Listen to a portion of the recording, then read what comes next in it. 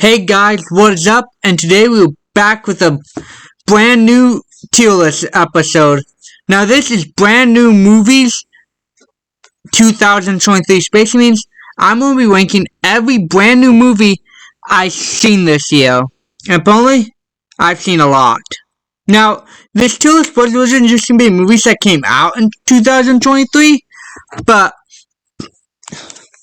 I wanted to include every brand new movie I've seen that I've never seen before. That includes Die Hard, Scream 1 through 5, Return to Oz. And I have the 5 tiers, S, A, C, D, and F. Now, this tier list has 101 movies so far. I feel this is going to come out around the end of January because I want to do this, kind of make this a yearly thing. So at the beginning of each year, I'll probably, release this. Because it's going to be an updating tier list, so basically I'm going to update it as I watch more movies. Now, I decided to include movies such as fan films like Spider-Man Lotus and The Mean One, as that's like an unauthorized parody. But to make it more fair, I've been watching a lot of fan films, mainly like Power Ranger fan films. I decided to make a rule that no matter what, the movie has to be at least an hour long and no special, so no hour long season finale type stuff. It has to be like considered like a movie. So, let's begin with, this will be rated probably MX, I'm going to be doing some swearing and stuff. First we'll be starting with the worst movie I've seen this year, She-Wolves. Automatic after. This movie sucked. Because I'm trying to do the same rule. I tried, for first time movies, I try to watch them all the way through, and this movie was literally like 11 minutes and I already hate it. All 4 of the main characters basically start the lines like this. This is such fucking bullshit. That's literally how all 4 characters start. And oh my god, they're so annoying. They're basically going on vacation after one of them, parents get some, like, tickets or something to, like, the villa. And basically, it was just basically sex, party, and drugs, basically. Until one of the friends, accidentally takes the wrong bag and steals cocaine from a drug lord or something. So she gets kidnapped and then the other 3 got to rescue her. Not a very interesting movie. Kind of annoying and bullish. Next, we're gonna start with another F-tier movie, Pledges. I just watched this. I'm starting this on Halloween. I just watched this, and oh my goodness, I have no idea what this movie was supposed to be.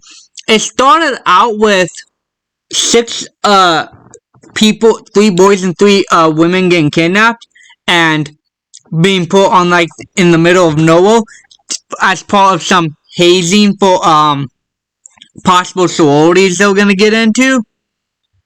And they start getting killed off one by one. The kills were they off-screened most of them. The kills were very bland. I mean, it's a slasher movie.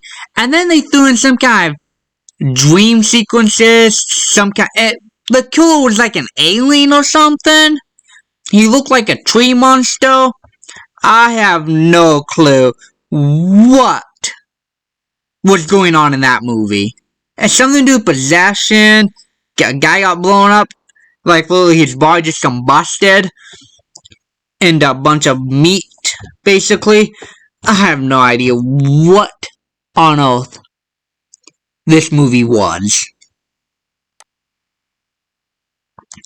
And we'll hit with, hour and 2 minutes. This movie made the cut by 2 minutes, and oh my goodness, this movie was a mistake. Basically, the 6, cheerleaders go to some kind of, like, chill training type thing where they're all from different schools, and about a year prior, there's a sprinkler accident, which the person killed them with corrosive acid or something. And one of the survivors who was supposed to go there but got sick and had someone go in her place returns, and there's this person in a panda costume killing them once every hour. And, well, I don't know, she did it because she didn't want them to grow old or something. I'm kind of lost on what exactly was going on. This movie sucked. Next we have Cheerleader Camp. This is basically Summer Slaughter is allegedly supposed to be the sequel to this 80s slasher movie, which Cheerleader Camp, which I hate these movies where they say they're a sequel and then they have nothing to do with the sequel. The only thing these movies have in common is that they're a bunch of cheerleaders attending some camp and then they start getting killed off. Except this one actually had a lot of cheerleaders and actually felt more like a training camp as opposed to whatever this movie was. But other than that, these movies have no connections whatsoever. Now, this is true because, it was a cheerleader camp. There was like 50 people and only 4 died. And the killer was only killing off whole cheerleader friends. Well, I don't know if she was their friends. The killer, I guess, was a mascot. And then pinned the blame on another cheerleader who thought she had a split personality that was killing them. I don't know, the killer ended up getting away and she put all the blame on him. And ended up sending her to a mental institution, I guess. I don't know. Next we have... I've watched a lot of slasher movies this month. Well, I have another uphill movie. I'm gonna try to have more. This is basically Spider-Man Lotus. It's a 2-hour fan film about Spider-Man. Now, it seemed, it was nice for them to try and make a full-length movie as opposed to a 15-minute thing. But one of the biggest problems I kind of have is when you hype something up. Like, for example, the director said that, oh, this movie is gonna be the best Spider-Man thing ever. I truly understand the character. The special effects are better than most Marvel movies. That right there, probably shouldn't say that because all you now think that, oh, this is gonna be best. And then it lets you down big time. The special effects are nothing to really write home about. Now, the director and the Spider-Man actor did have some problems, but I tried to separate the art from the artist. But this also felt like a soap opera starring Spider-Man. The acting, I guess, was fine for first-time people in a fan film, but this just felt like something that you see on a Days of Our Lives episode. It was... They have the entire movie on YouTube if you want to watch it. Same with Cheerleader Camp. Next, we'll do my favorite movie of all time, Haunted Mansion. Now, I've seen this movie 6 times. I saw it once in theater, once a few weeks after, and I've seen this full time. Heck, I just watched this movie like 4 hours ago at like 5 p.m. I love it. I love Alistair Crump, the Hatbox Ghost, is my favorite Disney villain. At first, I went in with such low expectations because, like most Disney remakes, they're not really that good. I didn't really care for them. I only saw this because of Owen Wilson and Dan DeVito, and I was blown away by it. And I love how, unlike Eddie Murphy's Haunted Mansion, this is more true to the ride. This is like the actual Haunted Mansion, and like pretty much all the main ghosts are taken from the lore and the portraits from that ride. Now, this is the one remake I consider better than the original. I like it more than the original. Don't get me wrong, I love The Haunted Mansion too, but it's called The Haunted Mansion. This is Haunted Mansion. So Eddie Murphy's just for like a Haunted Mansion. there wasn't really anything that said this is Disney's Haunted Mansion. But yeah, I loved it.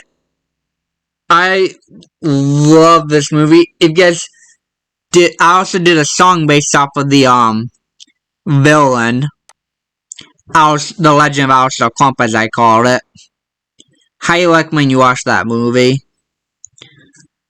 Next, we'll do Ape vs. Monster. Now, this is considered a mockbuster, and basically that's what it is. It's kind of like a fan film, but it's basically like, for example, Godzilla vs. King Kong is basically what this was trying to do. Like, you take a movie, and then I don't know how to explain, basically, a movie comes out, like Godzilla vs. Kong, then you make a low-budget movie of your own, similar to the blockbuster, with changes, so you don't get sued. And you try to do that and piggyback your mockbuster, like Ape vs. Monster, off the success of Godzilla vs. King Kong. Now, this movie, it was pretty much all talk, no monster. Heck, the fight between the monster and the ape lasted like a minute. It was like an hour and a half movie or something like that.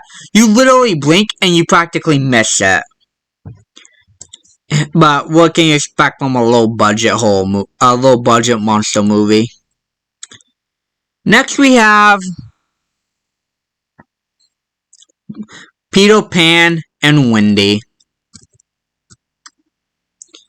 Now, as much as I love Peter Pan and Captain Hook, those were really the only two characters I really cared for in this movie.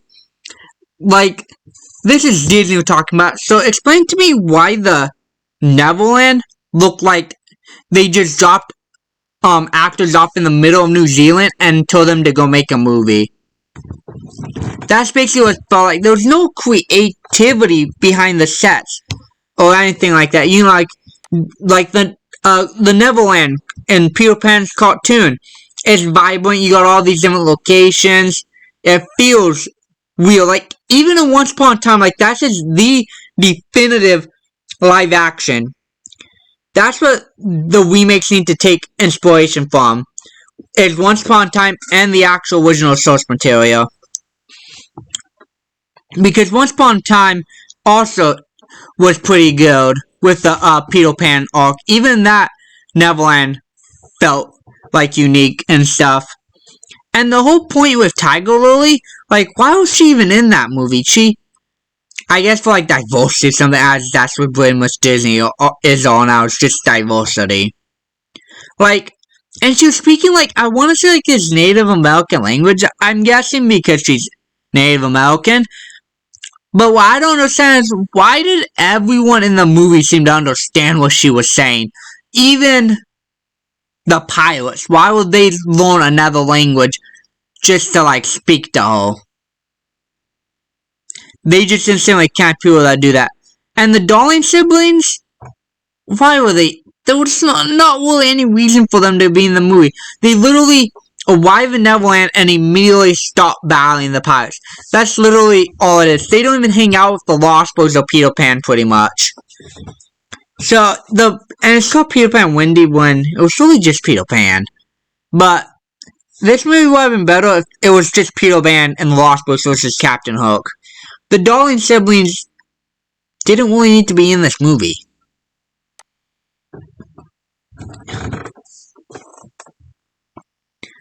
Next we'll do... what movie should we do? We'll do Doomsday Media. I don't want to know much. This is made by the same people that did Ape vs. Monster and Ape vs. Mecha. I want to say like 3 or 4 Asylum movies on here. But I don't want to know what this movie was about. Basically, just a bunch of people that have to stop a meteor from so they get a team together, go into outer space to stop the meteor. Yeah, and that's pretty much it. People die. Whatever. pretty whatever movie. Next we have One Piece Wad. We'll do that. I'm gonna put this in the, I really like Uda. We'll put this in the C tier. I'm not a big One Piece fan. I've only seen the season 1 of the live action, 45 episodes of One Piece, but I like Uda. But the one trope I don't like is whenever there's like this big secret, and then the person who they're hiding from's like, "Oh, I've known all along," and you still did all of that, and like it was really just Luffy. Like the Straw Hats didn't really do anything. They'll capture for the most part. It was I like Uda. That's pretty much all I gotta say on that. Some of these movies I'm just gonna kind of be going through. Like, okay, we need to start getting some more better movies. We'll do Shazam 2. Now, Marvel, we'll put this in the S tier. This might one of my top 10 favorite movies.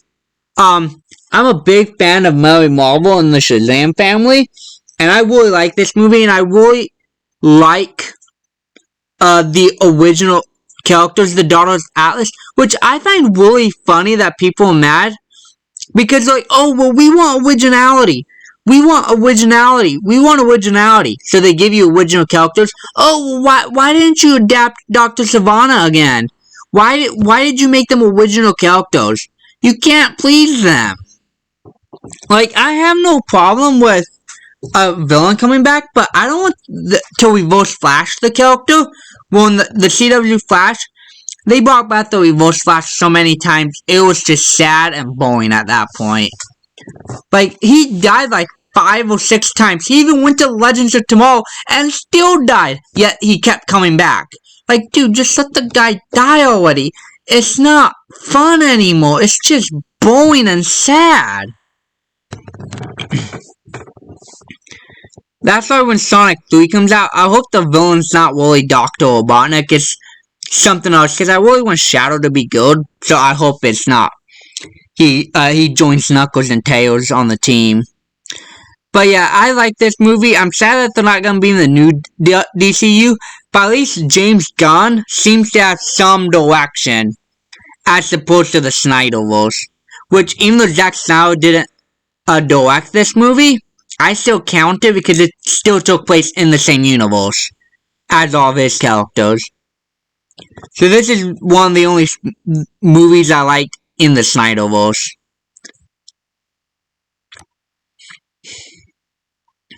Next we'll do Ape vs. Mech Ape. Basically the same thing as Ape vs. Monster, but he just battles Mecha Ape. And then there's like some kind of espionage trying to take over the thing. I don't know. Most of the silent movies aren't that good. Next we'll do any good movie.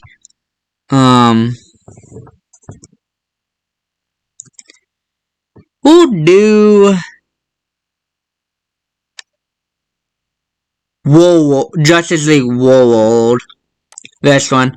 I'll put this in the detail just because I see what they're going through with the whole anthology angle.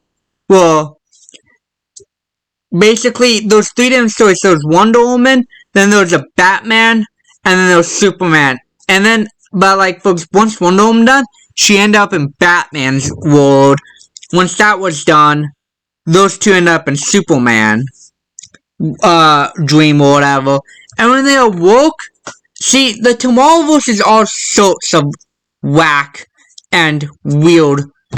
I'm not sure if they waste their memories or what, but Batman, Superman, and Wonder Woman had no idea who each other were. Because probably, I don't know, and it's set up for Crisis on Infinite Earth, but the Tomorrowverse had only like 7 movies, if you can call it that, because they weren't really connected at all. So, an event like that should have more setup. Like, I can't even tell they're the same characters from the same universe. I feel like they're completely from a different... Earth or whatever. Like, there was no Justice League. Even though it was called Justice League World War, it was really just Batman, Superman, Wonder Woman, and a little bit of Martian Manhunter who broke them out of the trance.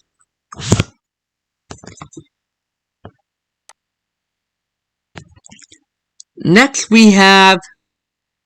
God, I've seen so many F-tier movies. What's a really good movie? Blue Beetle. Now, I'm a big fan of Jaime Reyes, and I really like this origin story. And I'm excited to see what his potential is in the Gunverse. That's what I'm gonna call it, which is basically James Gunn's DC universe. Well, I really hope they bring back Ted, have another Blue Beetle too, of like Ted Kord. But I really like Blue Beetle, and his technology in this movie was really well done. I don't care if they call it some... One guy said this was just some generic cape shit movie, but... I mean, I like it. See, that's why you don't try not to let people influence you with stuff like that. Because people were really clowning on Haunted Mansion, Shazam 2. The critics hated it, people hated it, but I love them. Next we have, we'll do Die Hard. We'll put this in an A-tier movie because I really like the rescue type movies, but it was alright. I don't see why it's considered to be one of the greatest action movies of all time. But, yes, I've never seen Die Hard until this year. Believe it or not. It was alright. Basically, this guy, John McClane, he's a detective that goes to a party at Nakatomi Tower, and with his wife, and gets taken over by a group of terrorists. I don't know what they're doing. They're like trying to rob a bank or something. It's based off of a book. And there's like 4 other movies, but I hear they're not as good. I'll try and watch them. I don't know. But next on that matter, we're gonna do Saw 10. Which is funny because, like Scream 6, I've never seen any of the Saw movies. I saw Saw 10, I saw the kill counts on Dead Meat, but I do plan on watching them. So I do know the gist of what Saw is. Basically, there's this mechanical engineer and architect who's dying. We'll put this right here for now. And he puts people in these traps who they take life for granted. So, and they survive. Like, in this movie, one person had to cut off a leg and basically suck out bone meal on a scale until it was enough. Now, in this one, I hate these movies that take place between others. Like, this movie took place between Saw 1 and Saw 2. And basically, John Kramer, aka Jigsaw, is dying of cancer, and he hears about this life-saving procedure that can save him, but turns out it was all false. They had actually just conned him out $250,000. And I really was hoping Gabrielle would live, but alas, she didn't because of that person. So, and the traps were, and they fit the theme, I guess, where they were related to like the surgical procedures. But it was very gory. And the traps were alright. Kind of basic though. Well, of some of the traps I've seen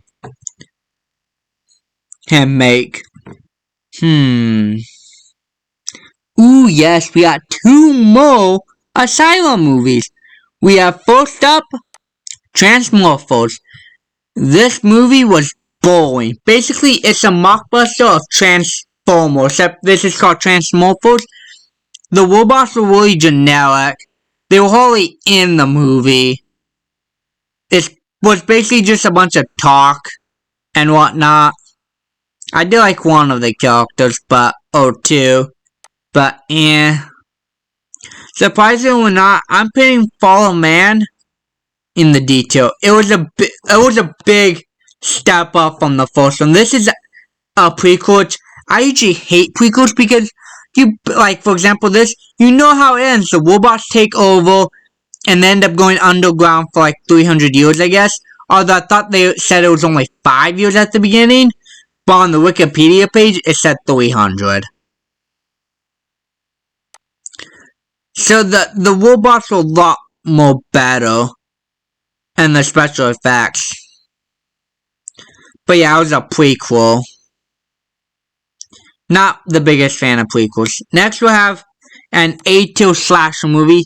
I want to say this is either Camp Massacre or Massacre. Yeah, Camp Massacre. Basically, these 10 fat people go to a TV show called By the Pound, which is a reality competition where they're trying to lose weight. And one by one, they begin to kill off. My only really gripe with this movie is the fact that they're oblivious to dead bodies. Like, they find, for some reason, I'm pretty sure he hung one of the characters up in front of the production trailer. But I guess he moved the body or something because they didn't find him. They thought the guy ran off with the money to the security yard. But yet they left Arthur and another competition guy. Well, Arthur was like the physical fitness instructor. And another guy where they were killed. Now the killer was actually hilarious because he actually got his ass kicked by most of the victims. He barely managed to kill them. Plus he wore a fried chicken bucket on his head, which I thought was funny. Now I really love it. There's this one Hispanic dude who saw someone get killed in the forest, and he runs away and you never see him again. But after the credits rolled, it was eating at me, that scene. I was like, what happened to him? So literally, the next morning, this morning, as I watched this movie last night, I literally went up, put on this movie again, scrolled all the way to the end credit, and there was an end credit scene with them still running. He was running for like 2 days. Although, it turns out that there was actually 2 killers involved, and I guess one got away. So he got picked up in the van by him. Because the guy was killing unhealthy. Him and his partner were killing unhealthy people because they didn't want to change at all. They didn't want to be better themselves. Now this movie was a pretty good slasher movie. I liked it. But next up, Winnie the Pooh, Blood and Honey. Now, my biggest gripe with this movie is the fact that no one was killed using honey. Of course, there was one person that got poured honey on after the fact that she said, but come on, it's Winnie the Pooh. I want to see someone get killed with a honey pot or drowned in honey. Is it that much to ask? But I did like Christopher Robin, and I did like that this was filmed in the real inspiration for the 100 Acre Woods. But other than that, this movie was just very generic. The killers could, aside, if you took out the opening scene, you could literally place Winnie the Pooh and Piglet with Jason Voorhees or Michael Myers, and they'll play out pretty much the same. And in the scene, it mentioned Alan Rabbit, yet they were never seen again, which is funny because they're doing a sequel to this, and Tigger's supposed to be in it, even though he was never mentioned. And this one, they're not toys. Christopher Robin found these, like, hybrid type animals. Next we'll do the mean one. Now, I'm actually gonna put this in, although this is one of the worst endings in a movie I've ever seen. Although I do like The Grinch. But this movie was perfect. This unauthorized parody movie was perfect. Until the last 10 minutes. is when it sucked. Well, about 20 years ago, Cindy, who found the Grinch trying to, I guess, break into the house or something, and the mom attacked him, and he ended up accidentally killing the mom, and Cindy called him a monster, so he had a mental breakdown, became a monster and hated Christmas. So then she spends the entire movie trying to kill him, but that night she gave him like a necklace or something, and he wore that for like the next 20 years. And when she's about to stab him, she's like, you remember you wore my necklace I gave you? And then he nods his head, and then his heart explodes. Because it grew 3 sizes too big, I guess, or something like that. And she was willing to forgive him after he killed both her mother and her father and like 30 or 50 other people. Stupid movie. Next we have WWBY vs. Justice League. I'm putting this in an S tier just because I'm a big fan of WWBY and Justice League. And I love Jessica Cruz. My biggest gripe about movies is when they're being split into 2 parts. But thankfully this movie, second part came out like 4 months later. So I still gotta watch it. It's already out. But they're not a TV show. Just make like a 4-hour movie. I mean, it's already 2 hours. I mean, would you rather watch a 4-hour movie or watch a 2-hour movie? Have to wait like a year or God knows how long for the next 2 hours to come out. Like, this isn't a TV show, okay? Just give me the movie. As long as it's not boring and entertaining, I'll be fine. Like, Zack Snyder's Justice League was 4 hours. Time length is not a problem. You could literally sit there and binge watch an 8-hour TV show. Like, back to back to back. But yet, watching a 4-hour movie bores you to death. Get real. Like, Zack Snyder's Justice League, that movie just felt like a rehash to Joss Whedon's version. And I didn't really kill for it. It was kind of boring. I like the Joss Whedon version better. But I've seen like 3 or 4 multi-part movies. Like, for example, Killer Sofa. We'll put that here while I judge it. Now, this movie is a whole movie about a couch that kills people. And believe it or not, this movie was whole. I was on the edge of my seat. It made me paranoid for sofas. And I watched that night too. I mean, this movie was hella creepy. But, so basically there's this possessed sofa that kills people. And at first there was this guy that cut off his legs because he was really obsessed with this woman. And he wanted to fit inside the recliner. But and at first they thought he was inside the recliner, but turns out he was dead already for like 2 weeks before the detective shot him. And it turns out that it had something to do with witchcraft. So they're trying to free this person after like 400 years. And it literally ends with her being free and her long lost husband, who's also into witchcraft, have the new bodies, and they literally just walk out the front door, and her friend ends up seeing them commit a murder of a detective who grew suspicious. So she literally goes into the apartment after they leave, and she literally looks into the couch, the buttons, which are basically like the eyes, and then the movie fades to black. Like, are they setting up for a sequel or something? Like, I hate movies that do that with no guarantee. Like, so, we'll put this in the C tier. But, like, I'm talking about, like, for example, Inside Man. Now, this movie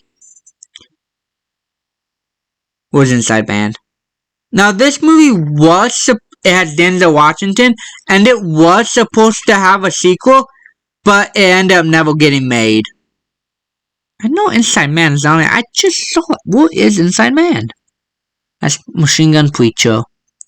Inside Man right here.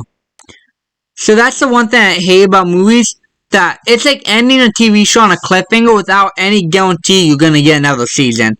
Like, why would you do that? Now, this was a really good bank robber movie. Basically, these people tried to rob a bank, end up holding it with all the people hostage, while Denzel Washington tries to defuse the situation. And the bank robbers manage to escape as they have everyone dressed up as them. So during the final scene with the smoke and everything, everyone runs out, including them. They get detained to be questioned. Everyone does, but of course nothing holds up, so they just walk out of there. And it ends with him beginning the hunt for the team that got away. There was an unofficial sequel which I have to watch that came out a few years ago, because this was in 2006. That sequel was 2019. Apparently, according to Wikipedia page, it does mention the team, but it has nothing to do with the original heist team. Now, Denzel Washington, he was like probably the best part of this. The heist movie was pretty long, just them trying to just do something. And was the whole plan just to expose the bank manager? Yeah, we'll put this as a A-class movie.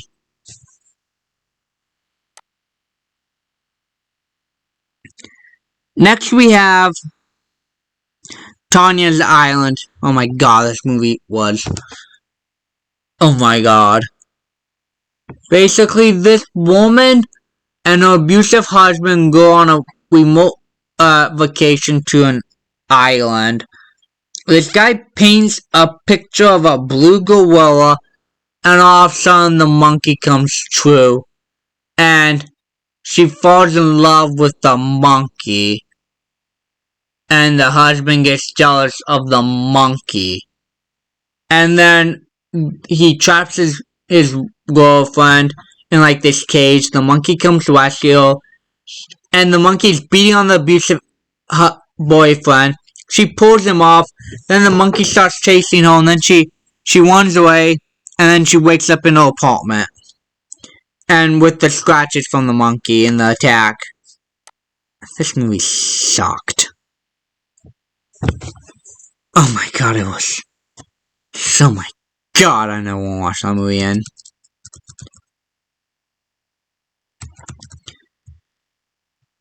Next we have Man on Fire.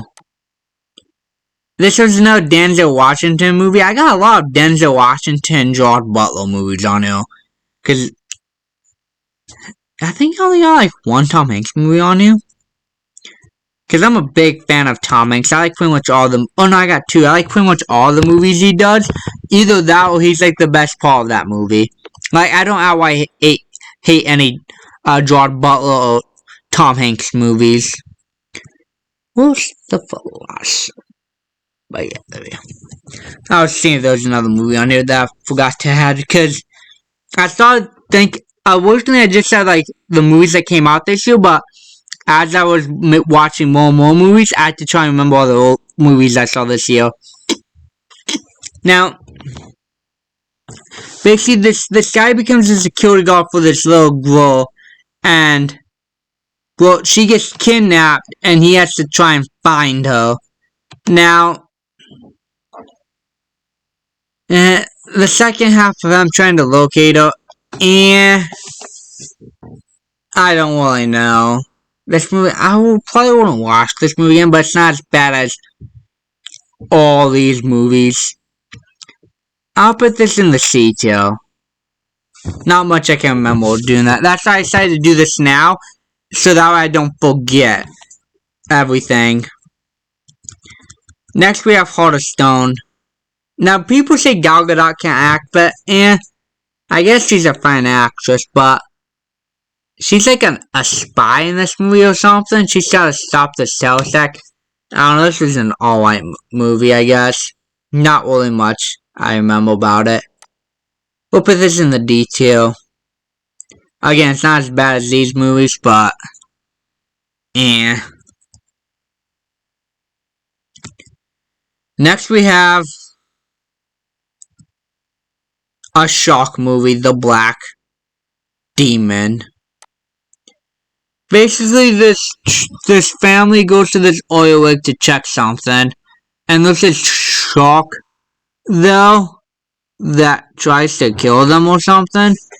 And apparently the shark has he's made of like oil or something from an oil spill. I don't really know. This movie sucked. And the shark has the ability to make people see things. He used that power once during the whole movie for like 5 seconds. All he did was make him see a bunch of cargo ships that weren't actually there. Terrible movie. F2. Meg 2, on the other hand, now, I'm a huge fan of Jason Statham.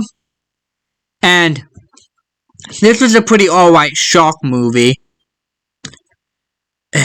He was the best part of this now. I did like the Ed. I think his name was Ed, the black guy from the first movie. I liked his scenes. I'm gonna put this in the C tier. Now I don't think this is as good as S and A, but it's better than D and F. Basically, C is kind of in the middle. Of course, there's no B because I want to show the true gap between these movies.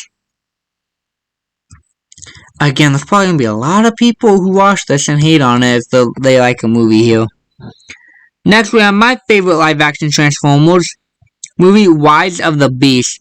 Now, I really am looking forward to the G.I. Joe Transformers crossover. My only problem with this movie really is that they have like a rhinoceros and a cheetah, I believe, but they didn't really do anything. It was mainly just Optimus Primal and the Eagle for the Beast. But I really like how Mirage ended up giving Noah his things and creating the suit like in the cartoon. Well, you know how in the cartoon, Spike and his son have those suits that transform kind of like that.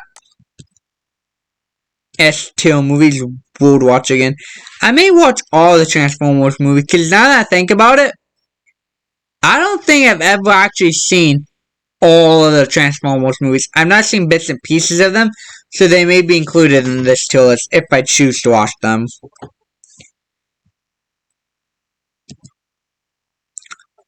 Alrighty.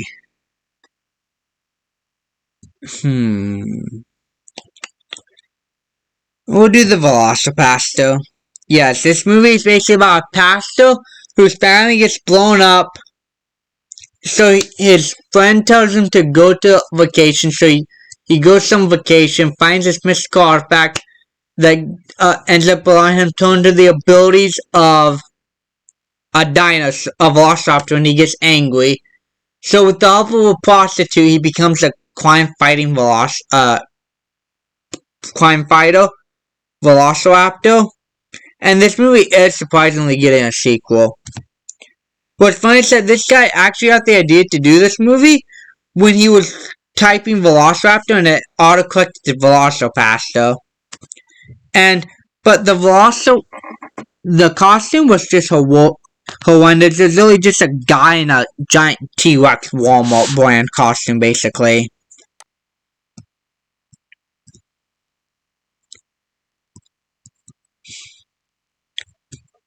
Next we have Trap House, which is basically Jigsaw, kind of. Well, basically, this guy ends up trying to find this drug lord after his younger brother ends up getting killed in one of the trap houses because the cops raid it. So he panics, gets up, runs out of the door, and ends up getting decapitated. So this guy goes to a house with a bunch of other people who are there for various reasons, and the house is full of booby traps. And it was an alright movie. Detail.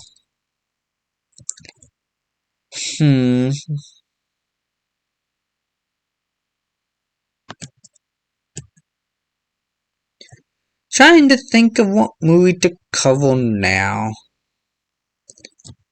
Alright, I think it's gonna be it for now and get on here later and just kind of go through them every now and then because I don't feel like doing all 100 at once.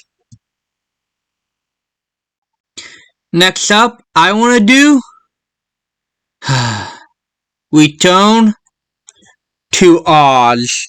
Now, if you guys don't know, this is the sequel to the MGM classic, and it's based off of the second book, I want to say. Now, this movie sucked. They literally sent Dorothy Gale to an 8-year-old girl to a psych facility, a mental institution, and gave her shock therapy and just basically abandoned her because they thought she was mentally ill.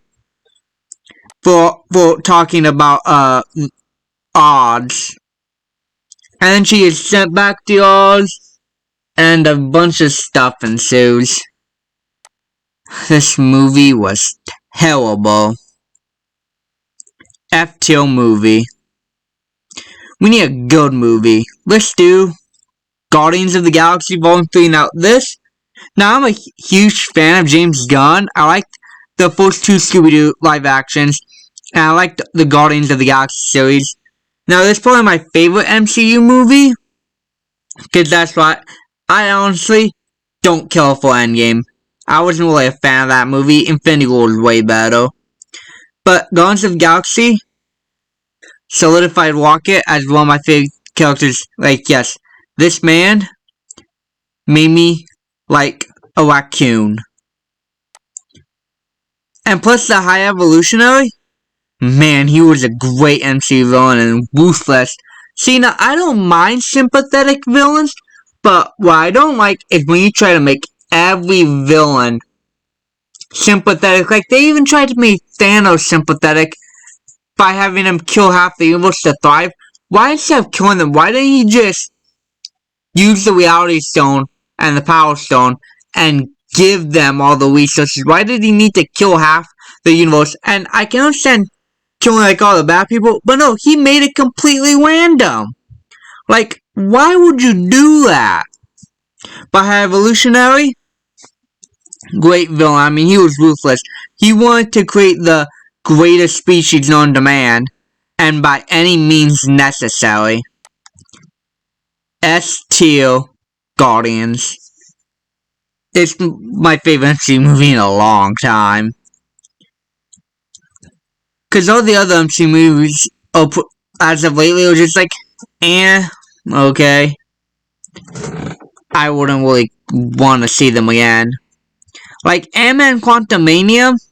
Now, I like Ant-Man, but I mean, the Quantum World was nice and all, but as King being a big baddie, they really made him pathetic in this one. Like, they made that King the Conqueror die to a bunch of ants. I mean, if you want to build up a big bad, then you probably shouldn't have him get killed that way. They should have chosen a different, villain, or at least make it where King the Conqueror gets away. But no, instead he got destroyed, he got defeated by a bunch of ants. But other than that, we'll put that as in a C-class movie. Now we'll do Once Upon a Crime, which is basically I want to say it's a Japanese movie on Netflix, which is about in a society where beauty is everything. Little Red Riding Hood teams up with Cinderella to find out who killed this famous hairdresser. Now, I like it. I like Little Red Riding Hood. Pretty much all the adaptations she has. I did like the twist and the crime.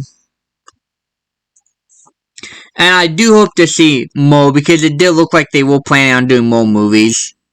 We'll put this in A tier. I've seen so many good movies this year, but I've also seen some pretty bad ones. Like The Phantom of Hollywood, I guess is supposed to be like some slasher movie, but about a guy who kills people in the backlots of Hollywood. Now, oh my god, this movie sucked. It was boring because this is the last movie filmed in the backlots before they tore it down, so I guess they just quickly threw together this movie. But I wouldn't be caught watching that movie again.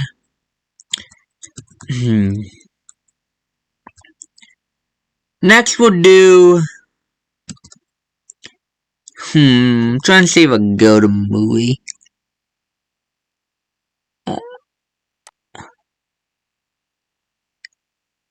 Not gonna lie, I have no idea what this movie is.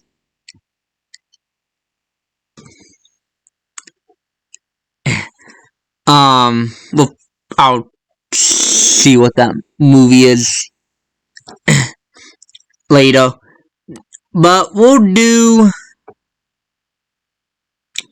we'll do Missing, which is basically a web catch movie, which is basically everything is filmed and recorded from the point of view of like a screen. There's a name for it, I can't remember what it's called. Except there was like 5 minutes where it was, and other than that, it was. Basically, a little teenager was trying to find her mom after her and her fiance go on a trip and never return. I don't really know. I mean, this movie wasn't bad, but this movie wasn't. I just don't really feel anything towards this movie.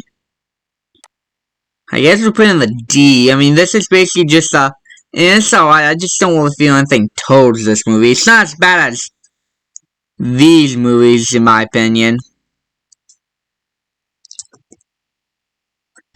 Is that movie?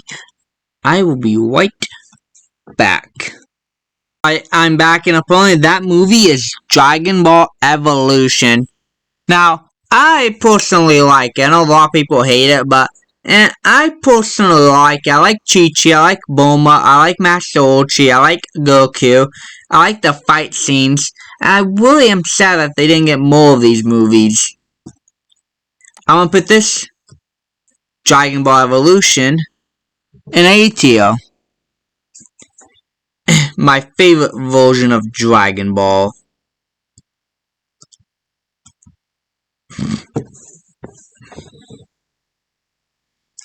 Next we're gonna do Walking Tall. Now this movie was it's a Dwayne The Rock Johnson movies, but I didn't really care for this movie. I mean, it was fine per se, but we'll put this in I guess a D tier because I wouldn't really ever feel like watching this movie again. It was just an alright, it was just like an average movie. Basically, Dwayne The Rock Johnson's, I want to comes back after, see, I don't remember, I think he was in the military or something, and he came back to his town, and his, like, someone was in trouble with the casino, and they ended up kidnapping him and torturing him to basically have him keep away. So he came, wrecked shop, ended up being acquitted of the assault, and became the sheriff. And was trying to take down the casino. Next we have Be Kind Rewind, which I wanted to watch this for a while, and it was actually a pretty good movie. Basically, Jack Black and his friend, won these, a video store with, Danny Glover, and Jack Black's this really paranoid guy, and he goes to take down, like, this power, line, or power plant, and end up going south, and he becomes magnified, and he ends up accidentally erasing all the tapes. So to save the show, they end up remaking the movies from like Rush Hour to yeah, Rush Hour 2, Ghostbusters, and they become really popular until they get sued for copyright infringement. So then they end up deciding to make their own movie. It was a pretty good movie. I put that in the C tier. Next we have Renfield. Now I'm a huge fan of Nicolas Cage. He's one of my favorite actors, and I like him in pretty much everything he does. And he was great as Dracula. And basically Renfield, it has been working for Dracula for nearly a century. But he wants to leave, but he doesn't want to give up his immortality. And Dracula is very manipulative and controlling until he meets a cop, Awkwafina now. And I don't really care for Awkwafina, but man, she's been like everything as of lately. But this is a pretty good movie. I'll put this in a A tier.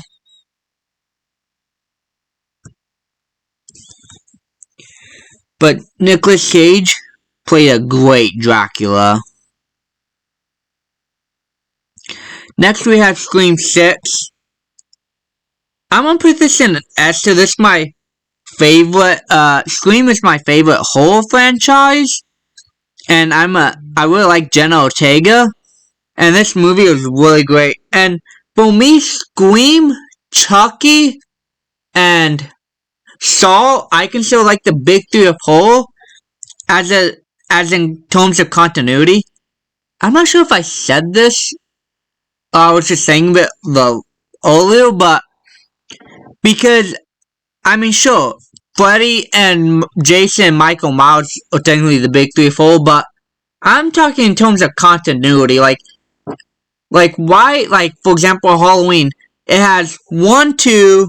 Michael Myers. 3 has nothing to do with Michael Myers because originally Halloween was supposed to be an anthology, but after Season of the Witch bombed, they ended up doing Michael Myers. Then they did 4 through 6, and I want to say Laurie died in one of them, so then they retconned those movies as if they never happened. Then they did the reboots. Then they did it with like Laurie again, basically. Then, at one point, Laurie had a son, but then they rebooted it and made it where she had a daughter and a granddaughter instead, and it's just like all over the place.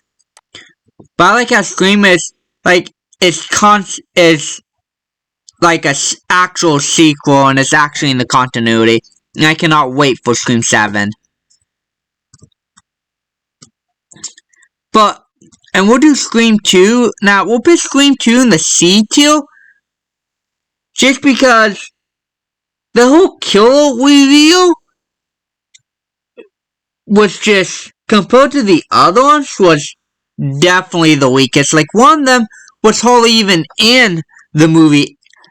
Well, no, they were both hardly in the movie at all. And I hate it when they build up to, like, this, killer, and then the twist is, oh, some random ass person you met like probably like 5 minutes.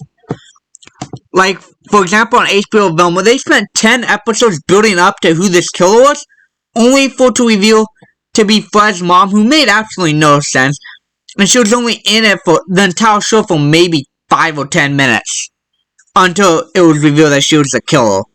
Like, what? I understand if you're like a multi-season, like for example on the show Castle, they can't, they don't, or like, yeah, for example Castle, I was saying about The Mentalist, but mainly Castle, well, they were building up the mystery for like 6 seasons, and you can't renew a show like that for like 6 seasons, and then finally reveal it, just for that plot point. So of course they had to reveal him, but then they started doing the whole backstory and everything, or like The Mentalist, where they introduced the guy, and like, see, episode 2 of season 1, only for him to be one of the final 5 or 6 suspects in Red Dawn in season 6. I'm like, how did that make any sense? If you're gonna do a build up like that, at least try to lay clues, or introduce the character.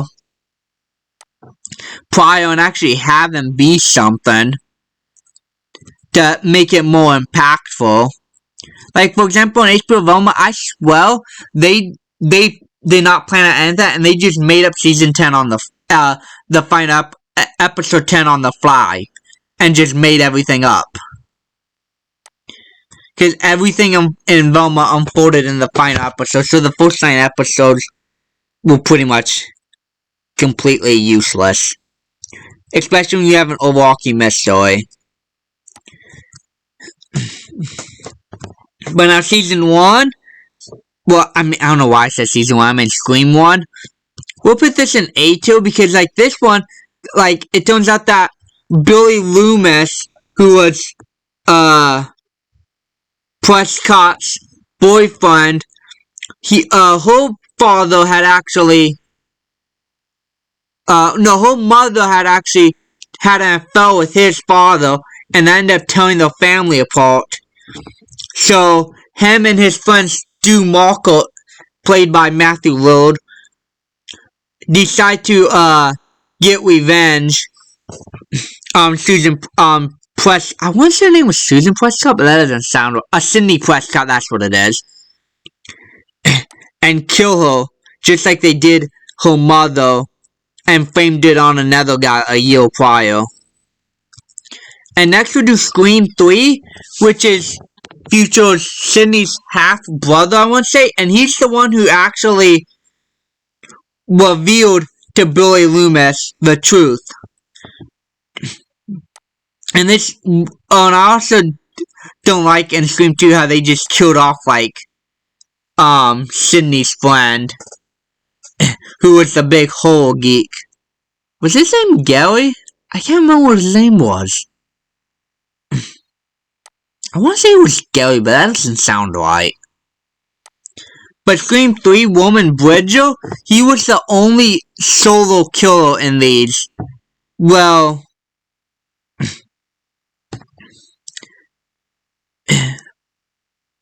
yeah, well, he was actually the half-brother of Sidney Prescott, and I forgot why he wanted to kill them, but he was working on one of the movies based on the events of the World War stabbings. Yeah, I haven't seen Scream in like a few months. And I watched these, what happened was I watched Scream 6 first, then I watched Scream 1 through 5, and then 6 again. So I watched them back to back, so they're all kind of blending together. We'll put this in A, because I really like Roman Bridger. Now, number 4, the killers just wanted to get famous by having a big old massacre, and it was kind of a forgettable Scream movie. Like, I don't know, I just didn't really go for it. But like in Scream 5, Jenna Ortega's older sister, her boyfriend was also the killer. It was funny that he did it because of the Stab movies. He was some fanatic, and he wanted to create his own movie because Stab 8 was a complete reboot and had nothing to do with the original series. And what's funny is that his sister, brother, and father were actually the killers in Scream 6.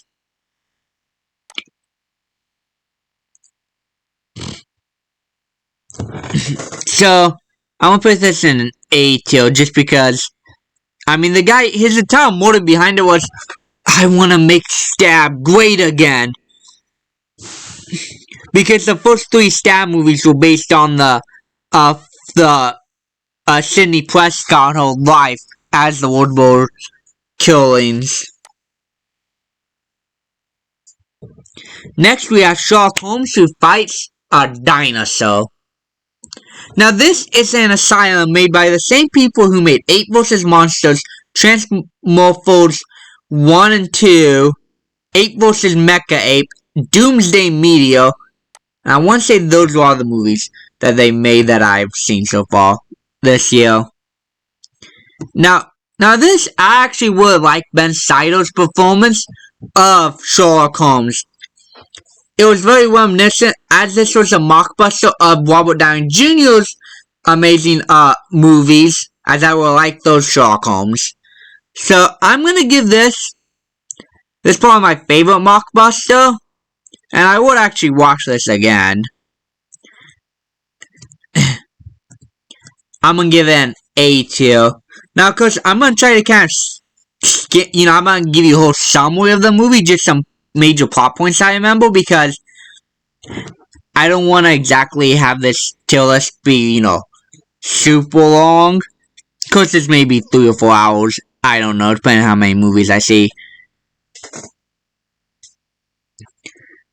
Next, we have Retribution, which, this is just funny, because this reminds me of Non-Stop and The Commuter. Both starring Liam Neeson. Non-Stop takes place on a plane. The Commuter takes place on a train. Retribution takes place 90% a car. Basically, Retribution, Liam Neeson, and his son and daughter are going in a car for school when it turns out there's a bomb. So he's gotta go and drive all around doing stuff and watching people get killed as revenge or something. Only turns out it wasn't revenge. The guy was trying to frame him, just like in the other 2 movies, I believe, for an attack, just so the guy could get away with a bunch of money.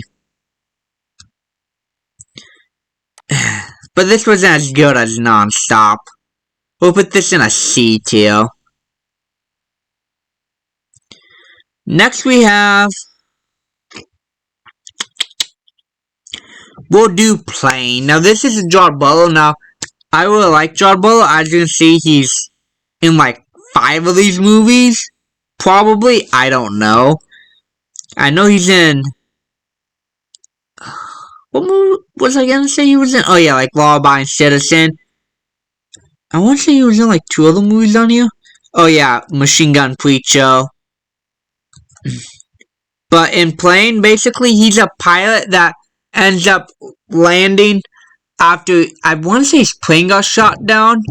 It crashes, and him and the survivors have to basically figure out a way off. And his only ally is basically a criminal.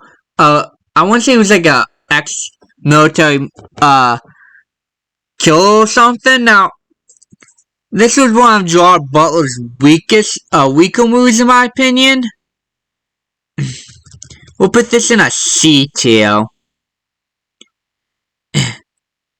Actually, yeah, we'll put this in D tier. This movie was alright. I probably wouldn't really want to watch it again.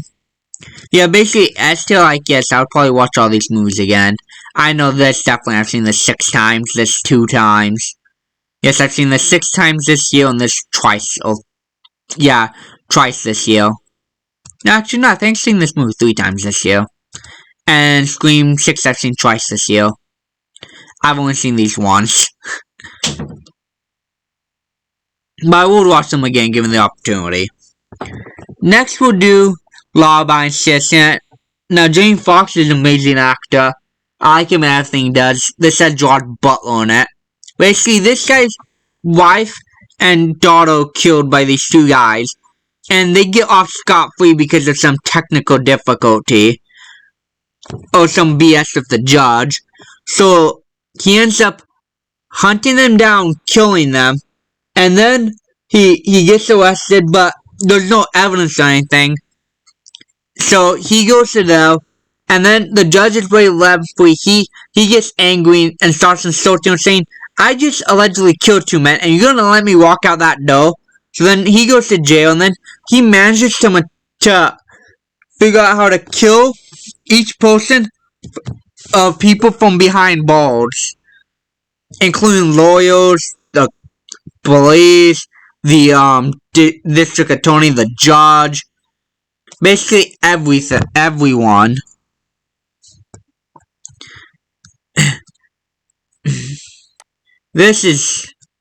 We'll put this as an A-class movie. actually, we'll put this at C class just because, not gonna lie, as much as I like Jamie Foxx, I really want to see Gerard Butler come out on top in that movie.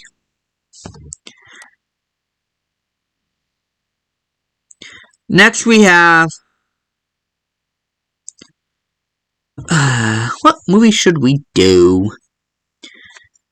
Oh god, basically, this, well not, I'm just saying oh god, that's the name of the movie, not like bad or like these.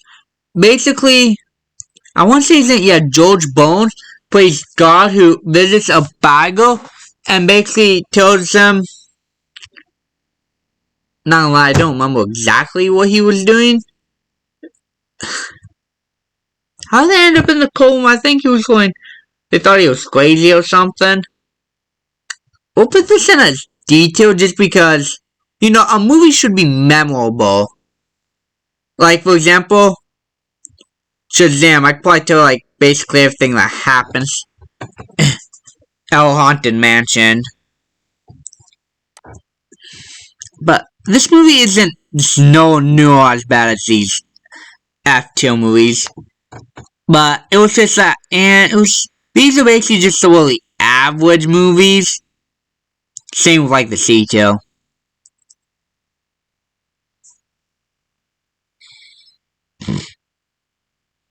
You know, now that I think about it,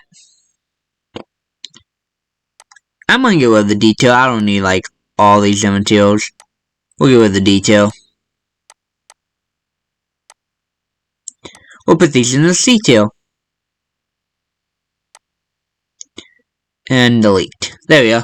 I only need 4 tiers for this. Basically, weird, pretty good, alright, and pure torture. Next we have Legion of Superhero. Now, not gonna lie, I've seen so many movies, I knew exactly Mon-El was gonna be the traitor, just because of the way they hyped him up within the first 5 minutes of his introduction. This movie was, this is part of the Tomorrowverse, the same, this takes place before, I want to say, before Justice League World. They don't make that clear at all. But this is just, it was an alright movie. I like Supergirl. We'll put this as a, I did like the Legion of Superheroes though. But, I don't really know, I mean, let's put this in the C-tier, I guess. Next we have Fast 10. Now, I like Jason Momoa's performance in this, but, oh my god, I don't know. I really hate how they're breaking this into 3 parts. That's right, 3 parts. If you want to watch this story, you're gonna have to wait 3 years for this to conclude. And pray to God they don't postpone this. That's what I hate. It's like, for example, Spider-Verse, you know, they ended that on a cliffhanger, but now they postpone indefinitely, so you don't know when it's coming out. They're just gonna put it out when they want to.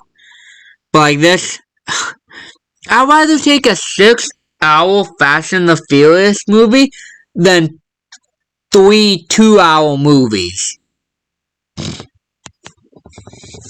I mean, and whatever happened to them just street racing? Start out with the cop going undercover to take down street racing organization, to them freaking jumping out of, driving cars out of planes and stealing government technology that can end the world. Like, this is basically just Avengers with cars at this point.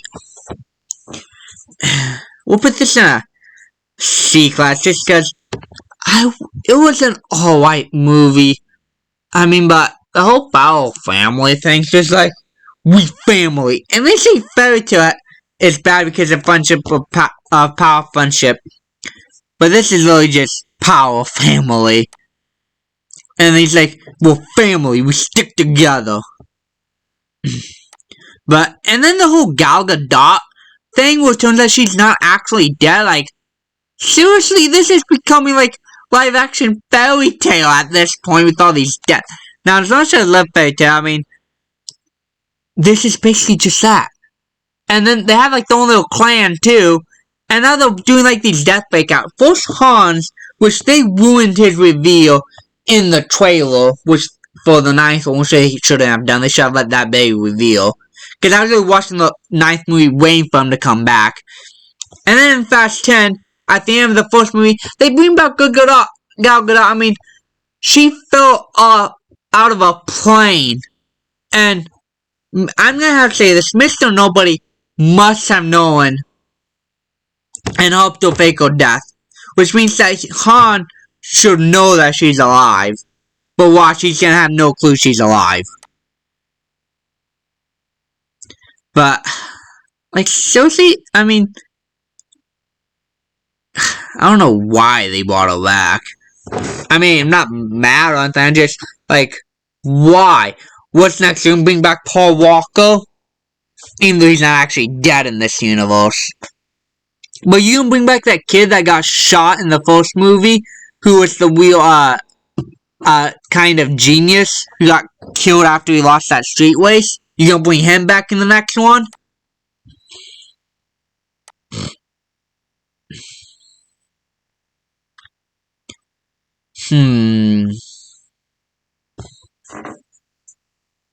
Next we'll do the adventures of Sherlock Holmes' younger brother. Which this is Gene Butler, you know, the Willy Wonka guy. Is his name Gene Butler? I don't remember what his name was.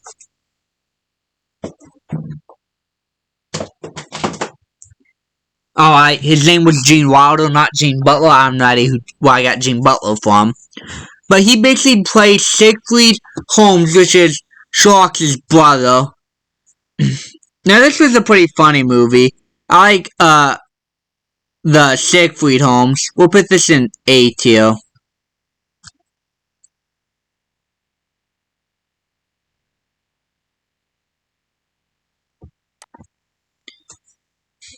Now we're slowly whittling. Wow, my computer's lagging right now. Next we'll do Machine Gun Preacher. Now this is based on a true guy who, in this movie though, he becomes baptized and he ends up volunteering like this African country where he sees how bad it is in the militia group. So he spends the next few years traveling though, taking care of them as opposed to taking care of his own family. Like, he's putting all of his money into helping the African children as opposed to helping his own family. And he becomes a machine gun preacher, which he basically a preacher that wields a machine gun. And at the end of the movie, he literally abandons his family to go help the African children. I mean, this was kind of like planned. I mean, it was just an average movie. I mean, no offense to Gene Butler, I liked him. Maybe that's why I thought his name was Gene Butler. I liked him in those movies, and they won't, I don't know, I feel like they won't like really his best movies, like Law-Abiding Citizen. What is Law-Abiding Citizen? Yeah. Even though they're on the same tier, I just didn't like personal ending.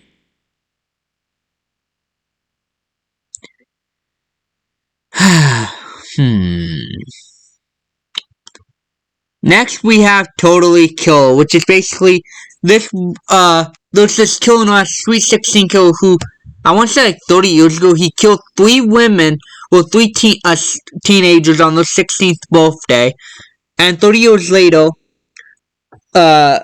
this teenager's mom is murdered, and then the killer tries to kill her, but her friend was building a time machine for a science fair, and she accidentally gets sent back in time to that day, and she has to try stopping the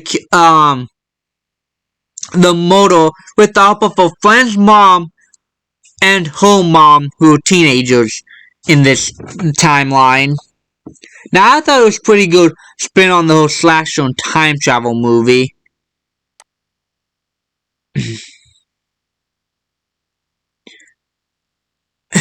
I like how the killer, and again, that was pretty good handle, the killer.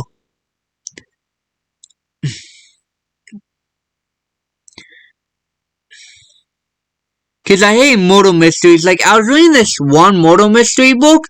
Well, this person, the killer, was in, like, maybe 2 pages. She had, like, 2 scenes with the main character. And that was pretty much it. And then turns out she was, like, the killer or something. I mean, I think that you should just kind of build up the killer. You don't have to have them, like, as the main character status, but make it seem reasonable. Don't have the plot just look like they just made that up on the spot. Like, it came out of left field. You know, like, it made, like, you know, like, half the things, like, HBO Velma, the killer made, like, absolutely no sense. It looks like they just made up the backstory on the fly.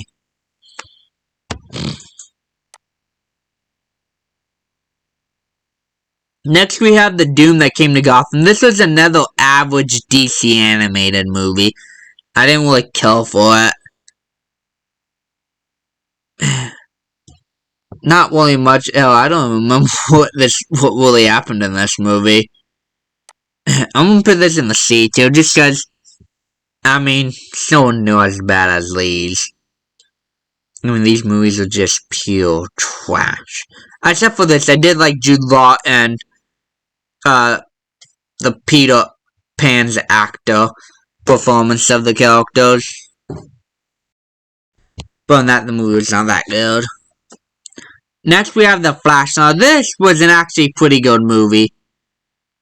Now, I know people hate it, but the one thing I hate is that they use the CGI of the dead actors when they have, like, they CGI 2 Superman actors that are dead, yet they have 2 actors that are alive.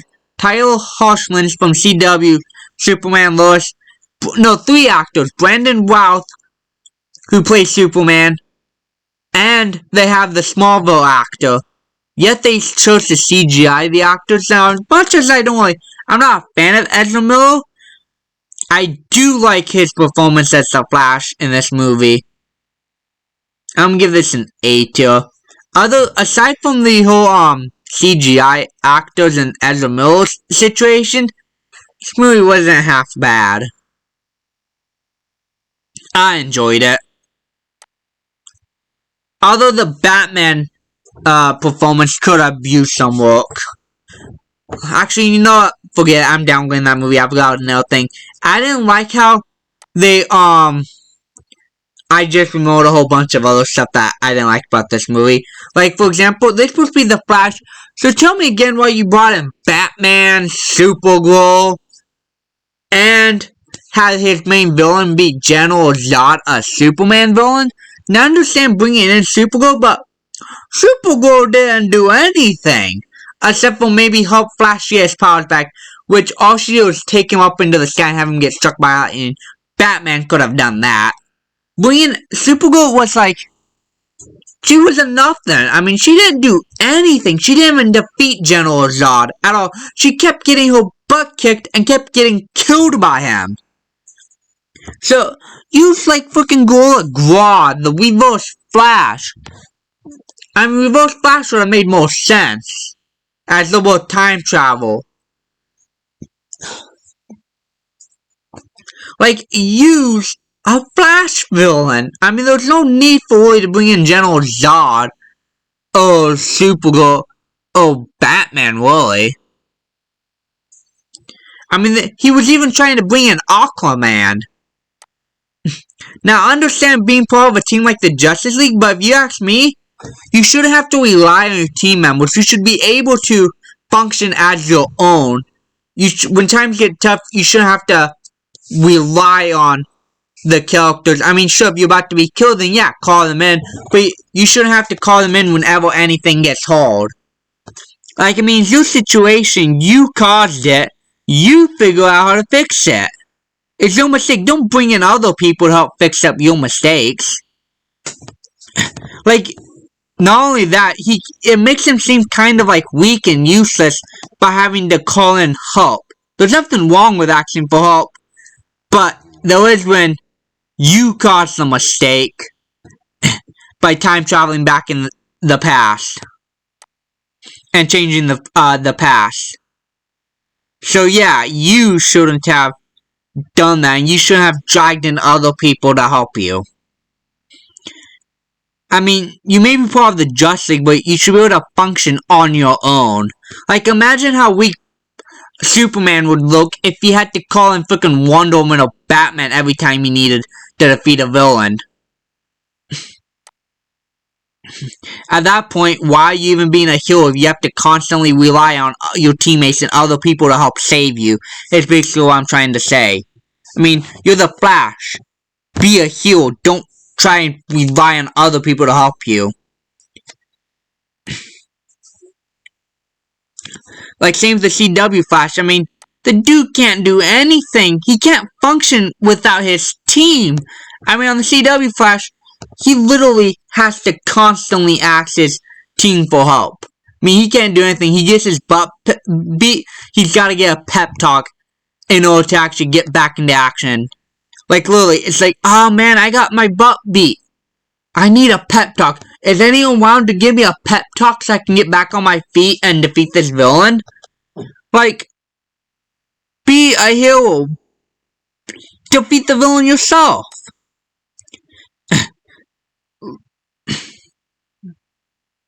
Like Shazam, you know, he actually tried to fight the villain himself because he didn't want his friends to get hurt. His family. Blue Beetle was also pretty good, even though he had some help from his family, but then again, he didn't have to rely on them constantly to save him. Like, what's the point of being a hero if you can't do anything yourself? You have to rely on other people to help you. It's like being a part of a team.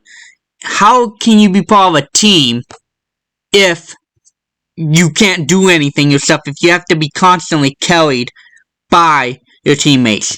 What's funny is this went from the Flash facing me going on a rant about teamwork. And how, like, well, it is true, I mean, like, even for a bank robbery, they had to get Batman and Wonder Woman and the Flash to deal with a bank robbery. I mean, sure, it went escalated, but then again, the Flash didn't really do anything. Except for, I think he tried to what's funny is the scene with microwaving a baby is completely taken out of context. Next we'll do Five Nights at Freddy, which the critics completely hated this movie. Like, what exactly were you expecting? Were you expecting a guy to sit, Josh Hutcherson, the main character, to sit in a chair for an hour and a half looking at monitors and pressing buttons on a keyboard? They had very little to work with in the Five Nights at Freddy's universe. And I think they pulled it off excellent.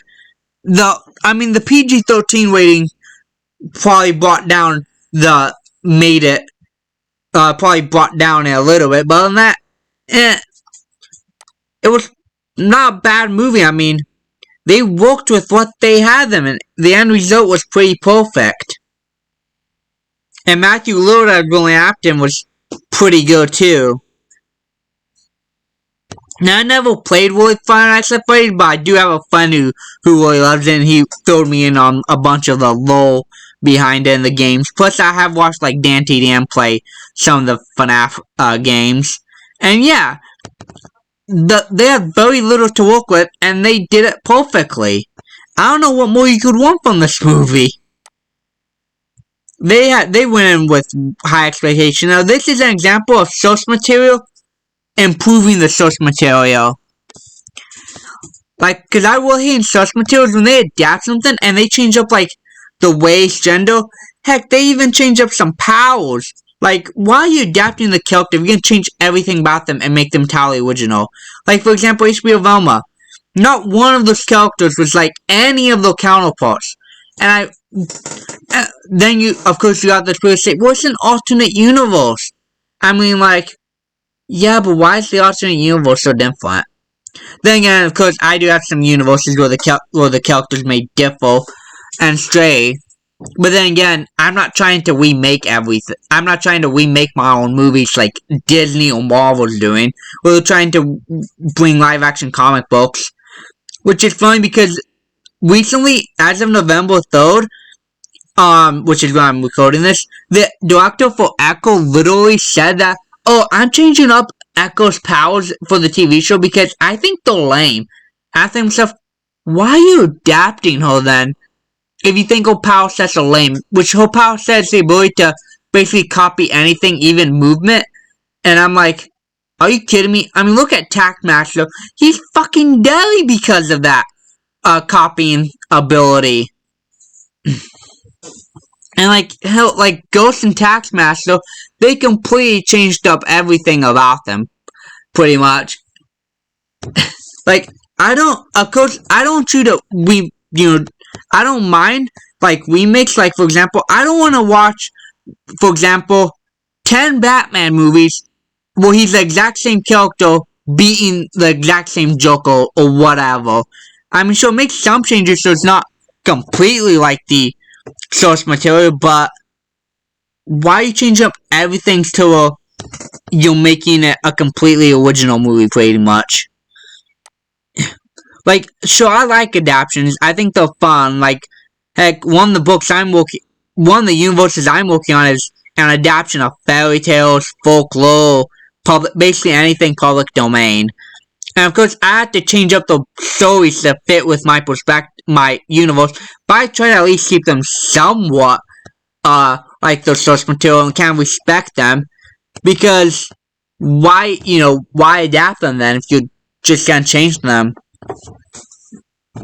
to that extent? Then again, I'm not Disney, I'm not remaking ideas.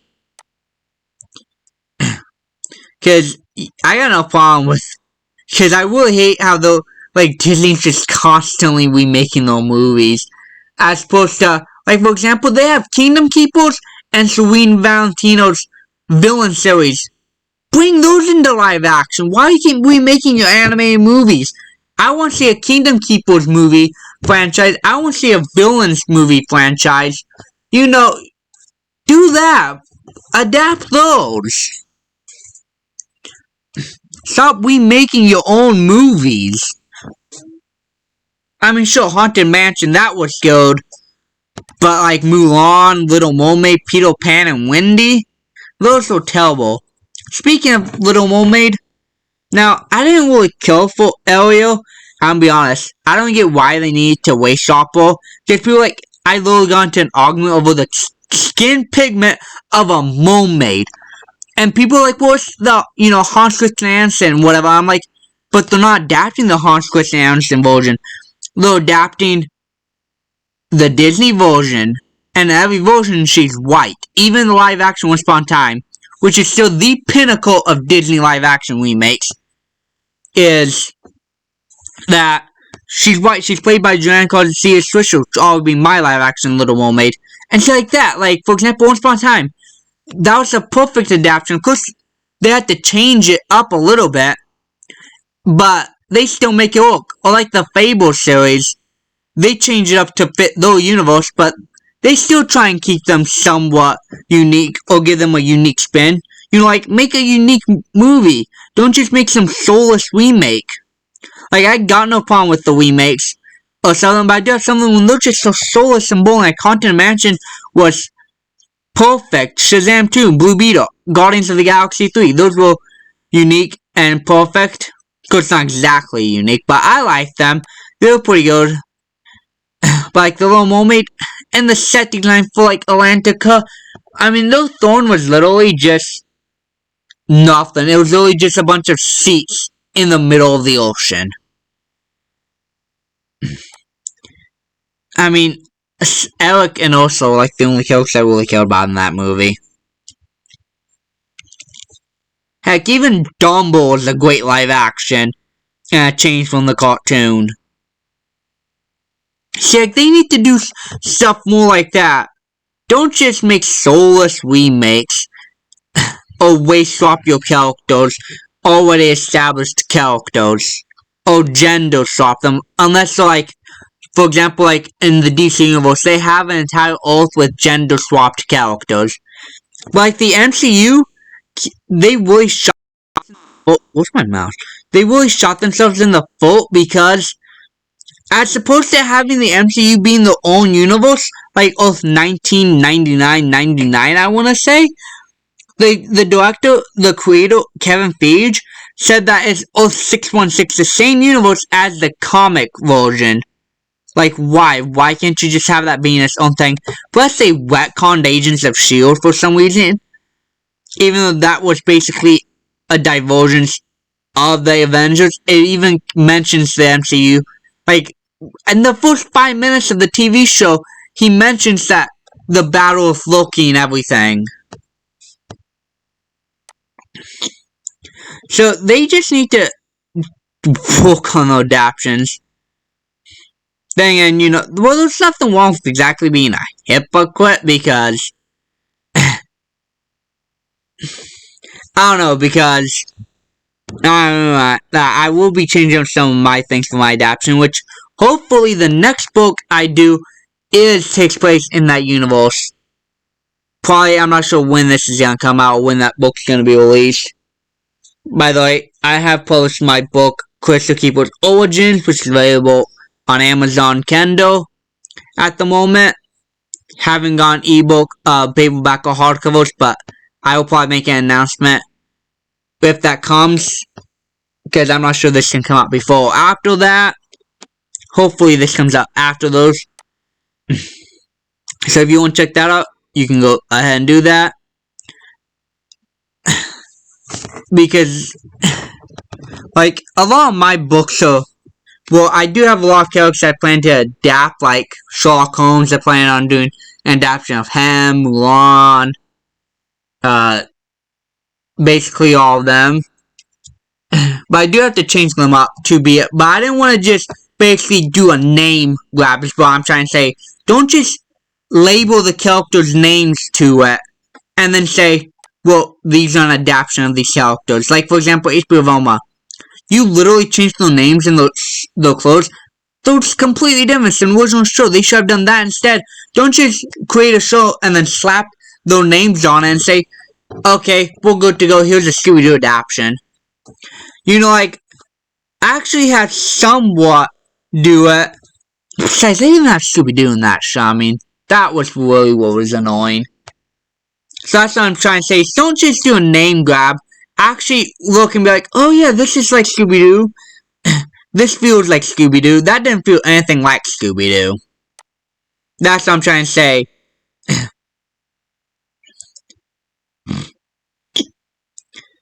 Alright, I think I'm gonna, cause my I'm kind of getting tired from, my throat skin's tired from talking, so I'll pick this up later. Next up, we have Gone in 60 Seconds. Now, this is one of the weaker Nicolas Cage movies. Basically, his brother is in trouble with, like, the mafia or something after he failed and lost his blacklight, which had the, which was, no, he didn't really, it wasn't the blacklight loss, he lost the list of cars they need to steal. So Nicolas Cage has to help him steal 50 cars in one night. Now, this was an alright movie. It's not his best, but it was fine. We'll put that in a C tier. It's just not one of my favorite Nicolas Cage movies. And there wasn't really much to it, just that. Next, we have A Knock at the Cabin. I want to say that movie is. Basically, Dave Bautista and 3 other people have visions of an apocalypse. And in order to do that, they must kill one of them. Oh, this couple who with their adopted daughter. And every day, a new natural disaster comes, from a plague to planes falling out of the sky to a typhoon. And one by one, the people who had the vision start killing themselves until they decide. And in the end, all 4 of them die and the world's gonna end. But they're just basically, the couple and the daughter just basically like, Oh well, we'll just see what happens. I like Dave Bautista in it. On that, it was yeah, but I think having 4 teals would be pretty good as opposed to having 5. Because then again, C and D won't really much different. Next we have The Mother. Now this was, I want to say a Julia Roberts movie, I think. I don't remember. And she was an assassin who never actually met her daughter, but after something happened, she decided to drop everything to rescue her daughter.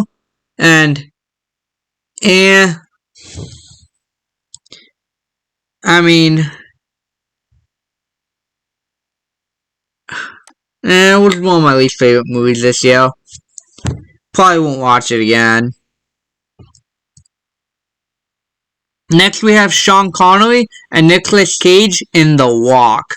Basically, they have this military group take over Alcatraz and all the tourists as hostages because they want to make the government pay for not giving a crap about the veterans or anything.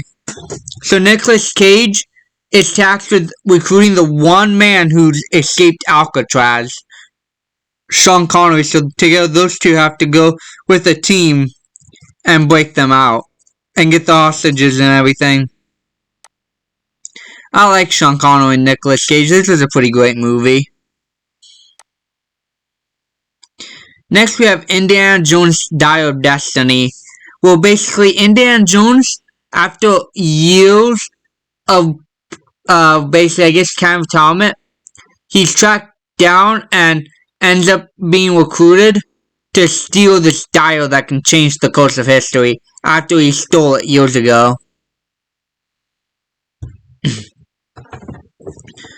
But I like Harrison Ford in this movie as Indiana Jones. I didn't really care for the lead actress. I like Tet, her psychic, more than her. This probably... I'm kind of tied with this and I want to say Temple of Doom. Basically, for me, I have it basically... The Last Crusade is my favorite Indiana Jones movie. Then I have Raiders of the Lost Ark. Then, I always can't forget what happened in Temple of Doom. I don't really care for that movie. Then, I can't have Dial of Destiny and then Crystal Skull. This movie was... I don't know what tier to put it in. We'll put this in a C tier. Because then again, this tier list is also, kind of like giving more spotlight to all these.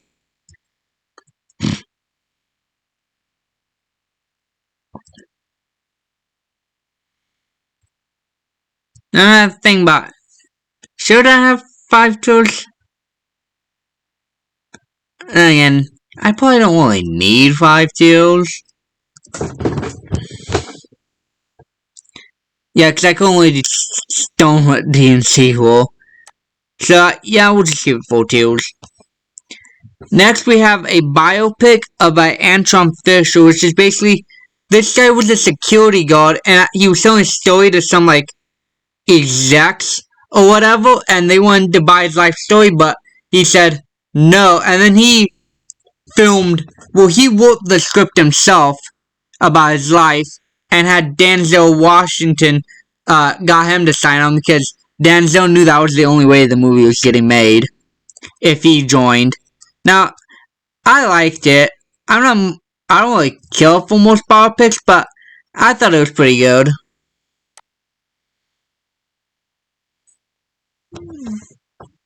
I liked it.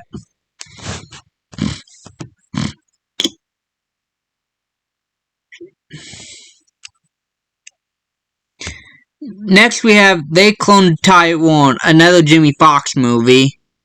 Basically, this guy gets killed, and then it turns out that I guess he didn't get killed, and there's some conspiracy. So him and 2 other people end up figuring out that a bunch of white people are cloning them. And what's funny is I was wondering who the heck Tyrone was, and at the very end, like the last 5 minutes of the movie, there's this guy sitting in a chair and he sees himself on TV, and the guy's like, "Hey, Tyrone, ain't that you?"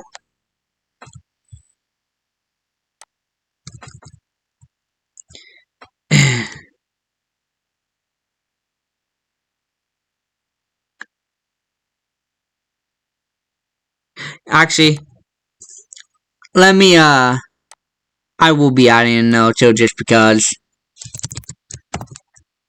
give it more diverse. We'll move this down here, this, that, definitely that. I'm trying to remember what movies I had down here. That. Oh yeah, Machine Gun Preacher down there. I didn't look out for that movie. And the Doom Game to Gotham. And The Flash. We'll move that down here. Because it is my tier, so I can change it up if I want to. And Ant-Man and Quantumanium. Actually, no, we'll keep that here. No, I like kills. Man on Fire, I don't look out for. Alright, there we go. I think that's pretty much fixed. Yeah, I think that looks good. Next we'll do Hercules in New York. Now this is one of Arnold Schwarzenegger movie, and he hates this movie so much that when he was governor of California, I believe, I think that's what he was, he banned the movie. And I watched this a few months ago, and yeah, this movie was not very good. Basically, Hercules is mad at his father Zeus or whatever, and he ends up leaving and ends up in New York and becomes like a wrestler. And this was one of his first movies he ever did, and what's funny is that his agent said that he had stage experience, and the only stage experience he had was bodybuilding. Was the bodybuilding stage. This movie was not that good. Next we have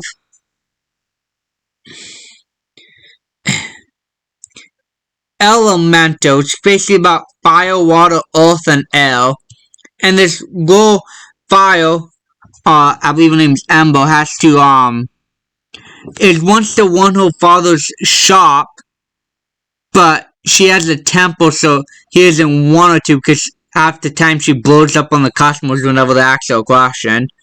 So, until she meets this guy, his name's like Rylan or something.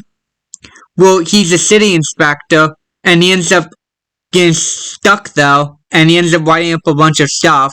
So then, like citations to close the shop down, and then, well, they end up hanging out, and they end up helping or whatever. And it was an alright movie. I'm not gonna sit and explain the entire plot. It was a pretty good movie. I didn't have much high hopes for it, but like Haunted Mansion was better than I expected. Next we have Forrest Gump, and I don't know, but Tom Hanks can do like pretty much anything. I mean, like The Terminal, Geppetto. I mean, he was excellent in The Terminal. Forrest Gump, he was excellent. Basically, this like low IQ, and he's not very smart, but it's basically about the life of Forrest Gump. And how he goes from being this kid who's nothing to owning like a multi-million-dollar Bubba Gump shrimp company. I liked it. Especially the ping pong, where he plays ping pong by himself.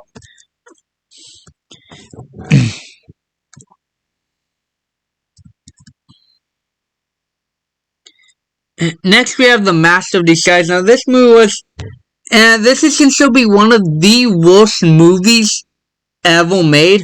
Honestly, that's a whole lot better than these movies. I don't see really what the big hate is for it. It was pretty nice movie. I mean, I probably wouldn't really want to watch it again, but it's definitely not as bad as these movies, that's for sure. Detail. Basically, this guy, I probably explained, but basically this guy, apparently has the innate ability to basically pretend to be anyone. Abraham Lincoln, Jessica Simpson, you name it, he can be it. After his father is kidnapped and forced to steal artifacts from the Declaration of Independence to the Apollo space capsule, so his grandfather would enlist his help to basically free him and take down the guy who kidnapped him, his father.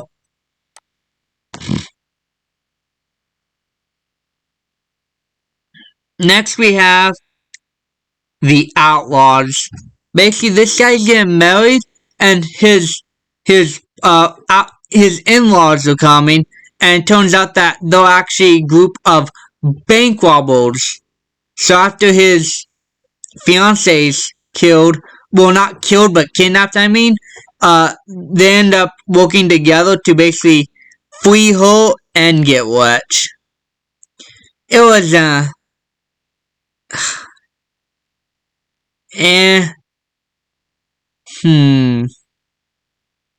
So, these are basically what I would watch these movies repeatedly. These are pretty good. I will probably watch them again. These are, I may watch them if they're on.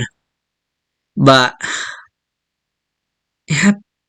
it's not as bad as these, but we'll put that in the detail.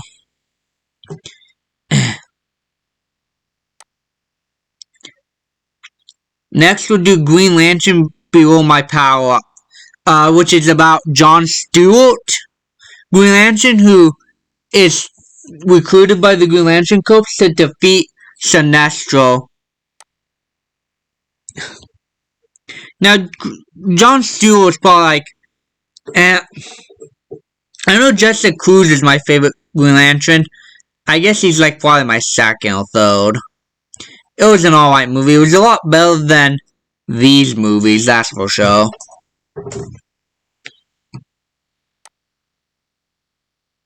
Next we have Feel the Beat, which stars Sophia Carson as a dancer who ends up failing at an audition. And she goes back to her hometown. Well, she ends up helping these kids basically try to win nationals. Now, it's not my favorite Sophia Carson movie, because and I'm not really much of a dance movie. I don't really care for like the dance movies. And next we have Purple Hearts, which is basically another Sophia Carson movie. Well, she and this military guy end up getting the fake marriage to basically get like the military benefits, and then end up having to pretend to be married. Now, it's a pretty good drama. I like it a lot better than Feel the Beat.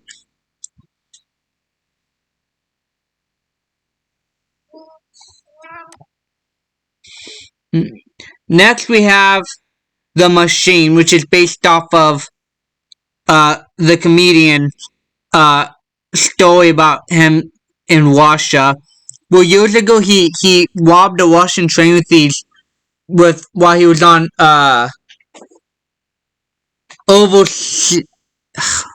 what did it? I forgot what they call it. Well, you own one college in America, and then you an exchange student basically.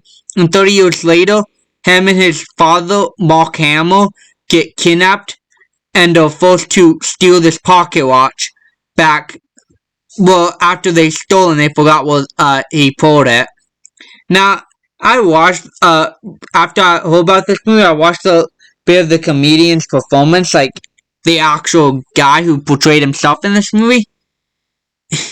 I don't know, he wasn't really as funny as I thought.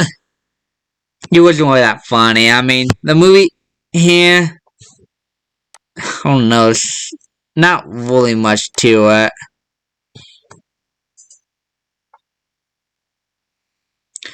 Next we have,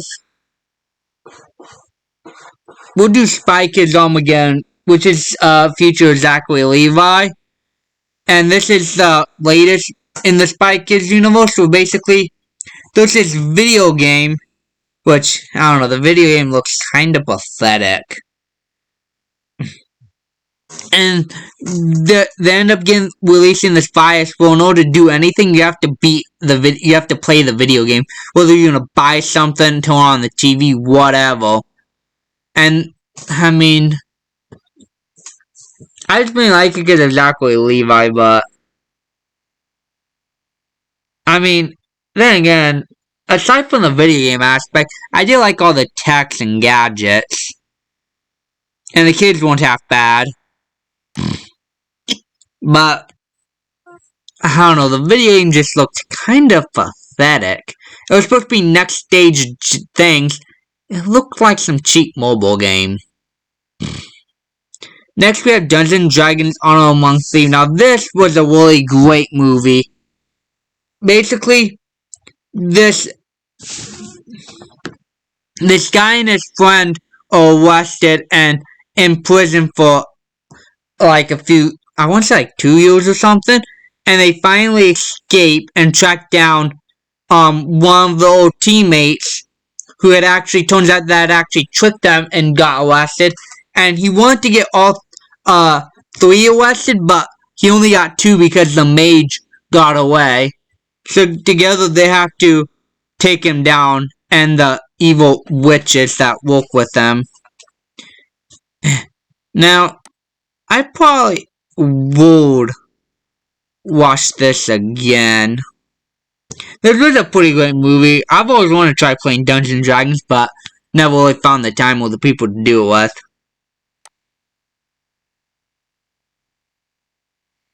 I hope they make another Dungeons & Dragons. Next we have Hubie Halloween. Now, I like a lot of Adam Sandler movies. There's not really any I hate. I mean, I just never finished. I should probably watch Hotel Transylvania too because I never actually finished that movie. But I don't know. People don't like Adam Sandler, but I don't know. I don't mind him. I like a lot of the movies done, like Hotel Transylvania 1, Pixels, Billy Madison, Happy Gilmore, Grown Ups 1 and 2. Now, basically, this guy is basically made fun of a lot. So, but one night around Halloween, people start going missing, so he tries to solve the case now. And what's funny is this guy's got a thermos with like everything. The thermos got like a grappling hook, an umbrella. Now, this is a really great movie. I'll probably watch it again. Next, we have Transmuters. Now, I believe this is a Philippine movie, which is basically about these aliens that have taken over the world, basically. And those special children, it turns out that some of the humans who were kidnapped and experimented on became mutants with abilities such as teleportation and whatnot. So they also built giant robots to combat the aliens. It was a really great movie. It's one of the better mockbusters. Actually, we'll put this here. It is way better than Transmorphers and Fall of Man. I still gotta watch Transmorphers Mecha Beast, which came out this year. I still can't find a place to watch it. Next we have The Family Man. Now, I don't know much of this movie. I just watched this, but I don't really remember. It's just like an average movie with Gerard Butler.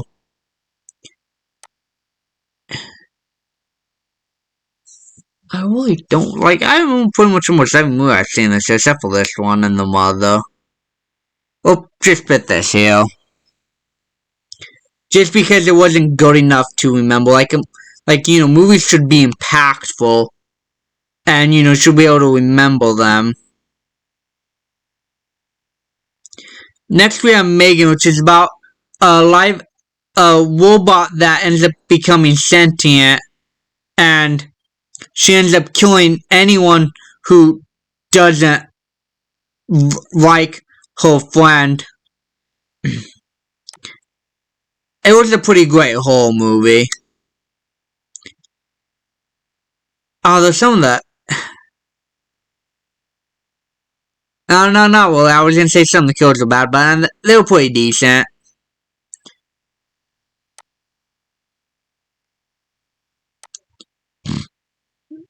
Next, we have the Super Mario Bros. movie. Now, this was a really good movie, and I hope they make another one. Basically, Mario and Luigi are plumbers in New York, and when there's a flood and they try to save the day by fixing and going sewers, they end up in the Mushroom Kingdom, and Mario has to team with Peach and Donkey Kong and Toad and a whole bunch of others to stop Bowser from destroying the world. Now, this was a really great movie. No, I would say it's even better. It should be in the S tier. Next, we have Hidden Stripes, which is a John Cena and Jackie Chan movie. Well, basically, Jackie Chan. Was it Jackie Chan? I want to say. Oh yeah, it was Jackie Chan who was tasked with oh God, I don't know. Something to do with oil. Now I thought it was a pretty funny movie. Basically, Johnny Cena and Jackie Chan are forced to team up and do something. We'll put this in a detail. Actually, I mean, I can't remember what exactly they were doing. We'll put this in an F tier just because I really don't remember. Something to do with oil and something like that. Was Jackie Chan a bad guy? Was he trying to take down was that John Cena? See, I don't really remember, but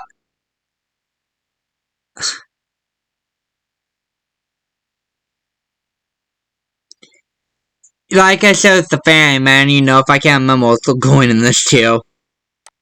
That's why I wanted to do this, that's why I decided to do this now. I was supposed to wait until like December 31st or whatever.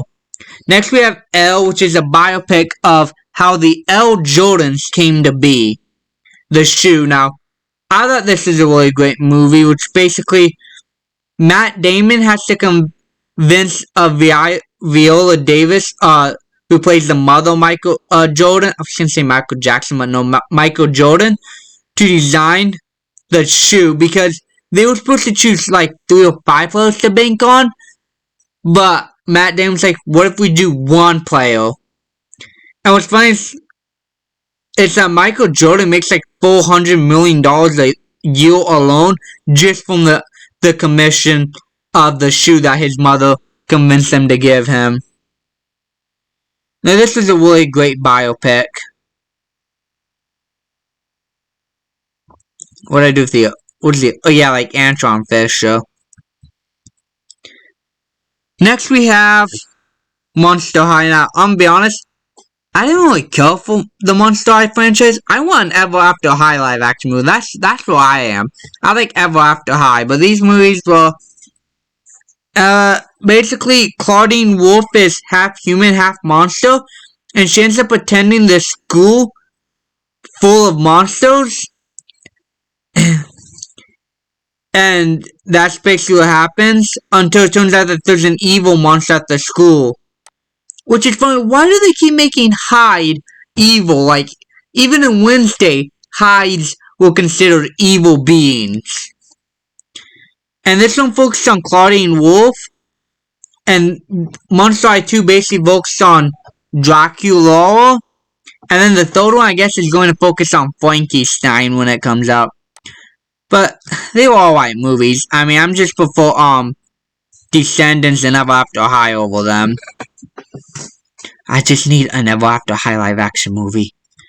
I mean, the way that they canceled that was just stupid. I need more Ever After High. Next, we have A Man Called Otto, which is another Tom Hanks movie where he plays this grumpy old guy until this family moves in and they end up basically befriending him. And it's a really great movie.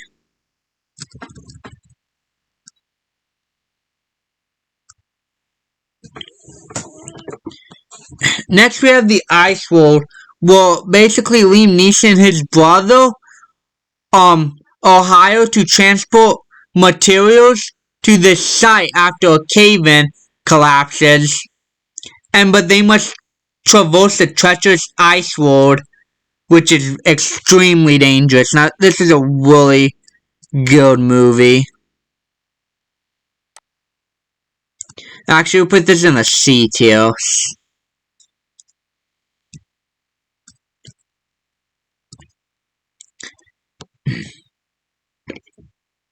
We'll put this in the A tier. I liked it better than his Retribution. Next, we have Murder Mystery 2. This is another Adam Sandler movie. Well, he is 4 years after the events of Murder Mystery 1. Him and his wife saw a private detective agency, and they're invited to their friend's wedding, but he ends up getting kidnapped, so they have to leap into action and save the day. It was a alright murder mystery. Actually, it was pretty good. I'm lying about that. We'll put this here. Next, we have Across the Spider-Verse. Now, this is a really great movie, although I didn't like how it's being split into 2 parts. I mean, just do a 4-hour movie. Now we have to wait God knows how long, because as of November 4th, this movie has been postponed indefinitely, so we don't know when it's coming out. It was supposed to be out next year, I believe, but they ended up postponing it.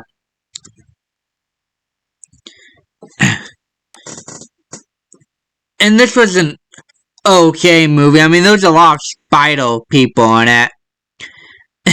But a lot of them just had like one-liners and whatnot. It's like they were just trying to cram as many people into this movie as possible.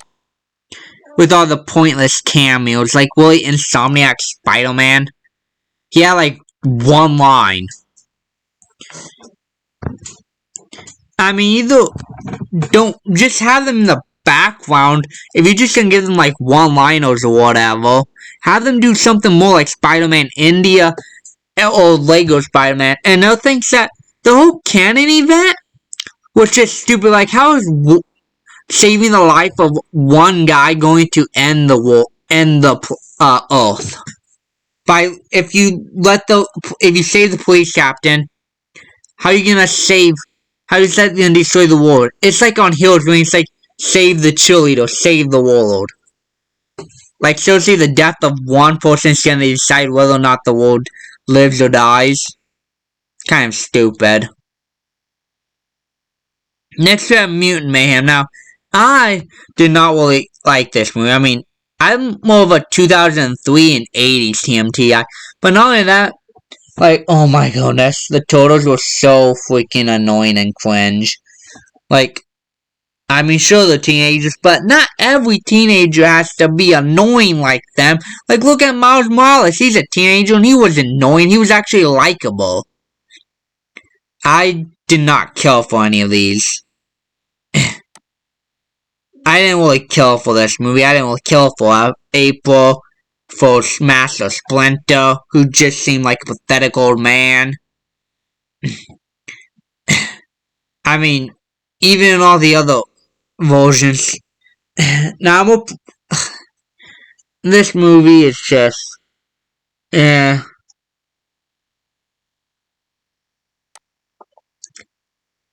I was gonna say I'm open to interpretations because I don't want to see the same movie.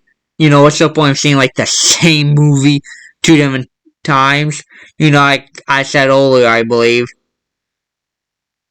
like Peter Pan and Wendy and Little Mermaid, but yeah, I mean, the turtles was just so annoying. I mean, I'm sure, I get they didn't have any human interaction, but oh my god, they were annoying. I could not stand them. Next, we have Black Clover Sword of the Wizard King. Now, I only saw 5 episodes of Black Clover before I watched this movie. Now, the movie was, it was decent. I may watch the anime. I haven't decided yet. I may get back onto doing that. Because basically in this movie, 3 dead Wizard Kings come back to life, and the Clover Kingdom must band together to basically stop them. Murder by Numbers. Basically, this, I want to say Sandra Bullock. Well, this detective has to solve this murder, but it was perpetrated by these 2 geniuses who wanted to get away with the perfect murder. That was a pretty great movie. Now I'll probably put this in a C tier.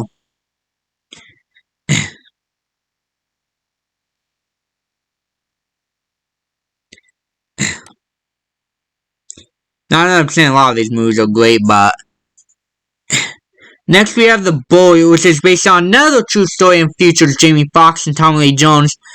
Well, Tommy Lee Jones is owns like this funeral home, and he makes this deal with this other funeral home to not do business in his town, but they end up going back on the deal, and they end up prolonging the agreement until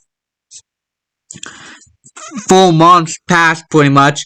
So he ends up suing them, and they end up getting Jamie Foxx, who's a personal injury attorney, I believe, who's never lost a case in his entire 12-year career. This was a really good movie. We'll put this as an A tier. Next, we have The Long Kiss Goodnight, where this woman turns out to be a deadly assassin who she lost her memory after for 8 years or something like that. So her and this Samuel Jackson, I believe, plays her therapist, I want to say. So they end up getting and taking down the organization. We'll put that as a C tier. Next, we have Lightyear now. Basically, Buzz Lightyear, basically is on this mission, ends up being launched decades into the future. Well, he lands on some desert planet or something like that. I don't really remember. And it turns out that Zurg is actually his future Buzz Lightyear. We'll put this in a detail. I mean, didn't really care for it. Next, we have The Perfect Murder, which is another murder, where this guy, his wife is cheating on him, and he's in trouble with the finances. So he plans to murder her with the help of, he forces the guy who she's cheating on, because it turns out he's actually a con man, and he helps him to go through with the plan so he doesn't get busted. And it turns out that everything went sideways, because the guy who his wife ends up killing, turns out it wasn't the man she was having an affair with. It was the man's cellmate who had just gotten out of prison. Now, I'm not gonna lie, I kind of wanted Michael Douglas to win this one instead of her. We'll put this as a C tier. Next, we have Axe, which is basically this guy finds a robot dog, and it's basically the government wants it back, and basically, yes, we shall protect the Woolbar dog. Now, I hate dogs, but I don't mind having a Woolbar dog like this. It was a pretty good movie. We'll put this in the detail. Now, this is 101 movies so far. This may be the end. Who knows? I got like a month left of this. Of the year, pretty much. So, we'll see if I watch any new movies. So, peace for now. Okay, this is the next section of this video that I've been meaning to record for the past like month, but I just keep putting off. But first off, I'm actually going to be moving Hidden Strike up to the detail because I didn't think that just because I don't really remember much about it, I don't think it should be in the F tier like these movies. Oh yeah, and The Family Man. Move those two up. Also, I'm changing up the rules because next year, because this is December 31st, and I'm not going to watch any new movies, tomorrow, I'm not going to really pay attention like the hour, because I want to watch like a 44-minute special, and having it be part of the video gives me more motivation to do it. Plus, there's a few other movies I want to watch that are like 50, 55 minutes. So as long as they're not a specific TV episode, like, you know, they got the season 1, episode 1 type stuff. If they're like a special movie or like fan films, then I'll consider counting it. But I'm not going to be counting like every like, you know, fan film I watch, especially some that are only like 15 minutes long. If I cannot find a movie poster for it, I probably won't count it. And next we're going to do my first Gerard Butler movie I have not liked. I mean, like, at all. This is Gamer. Basically, in the future, these people have, like, these chips inside of their head, and you can volunteer to be part of this life simulator, where you basically play as the character, you got someone controlling your mind. Then you got Slayers, which are basically death row inmates or life sentences with no possibility of getting out. If they win like 30 like games or something, then they'll get set free. So basically, Gerard Butler he's one of the best Slayers in the game. And I don't know, it was really weird, and it seemed like a good concept, but it was horribly executed.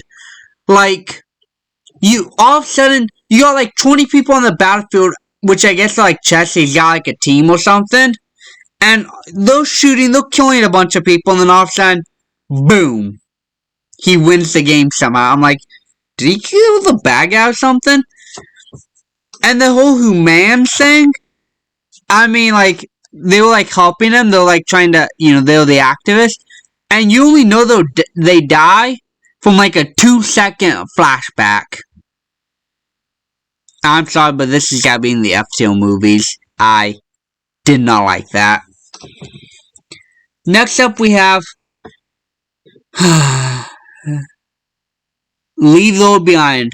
Oh my god, this movie was so utterly boring. Of all the movies on this tier list, this is the only one I had trouble staying awake watching.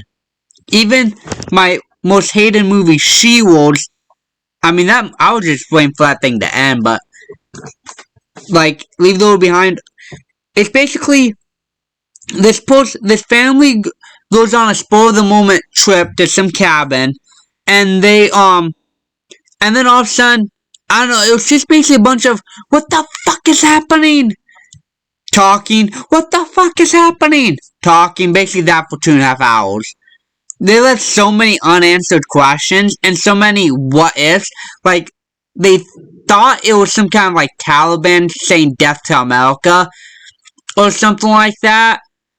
And the whole, like, migration patterns, like, I don't know, like, what, can hackers just change the migration patterns of a bunch of animals? And why are they crashing Teslas in the middle of nowhere?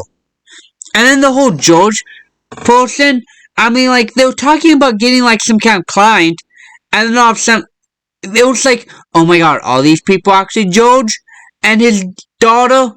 And then that was pretty much just it.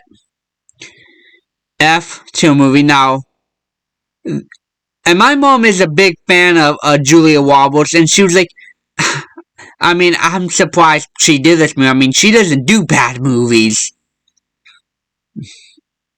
Next, we have the number 29. This was a fall battle drama. This was about Jim Carrey. Well, he is late. He's a dog catcher, and one day he's chasing this dog that makes him late for his birthday party.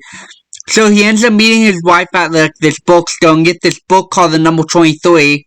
And it's about this man who is obsessed, who becomes obsessed with the number 23. Like, it's everywhere you look for it.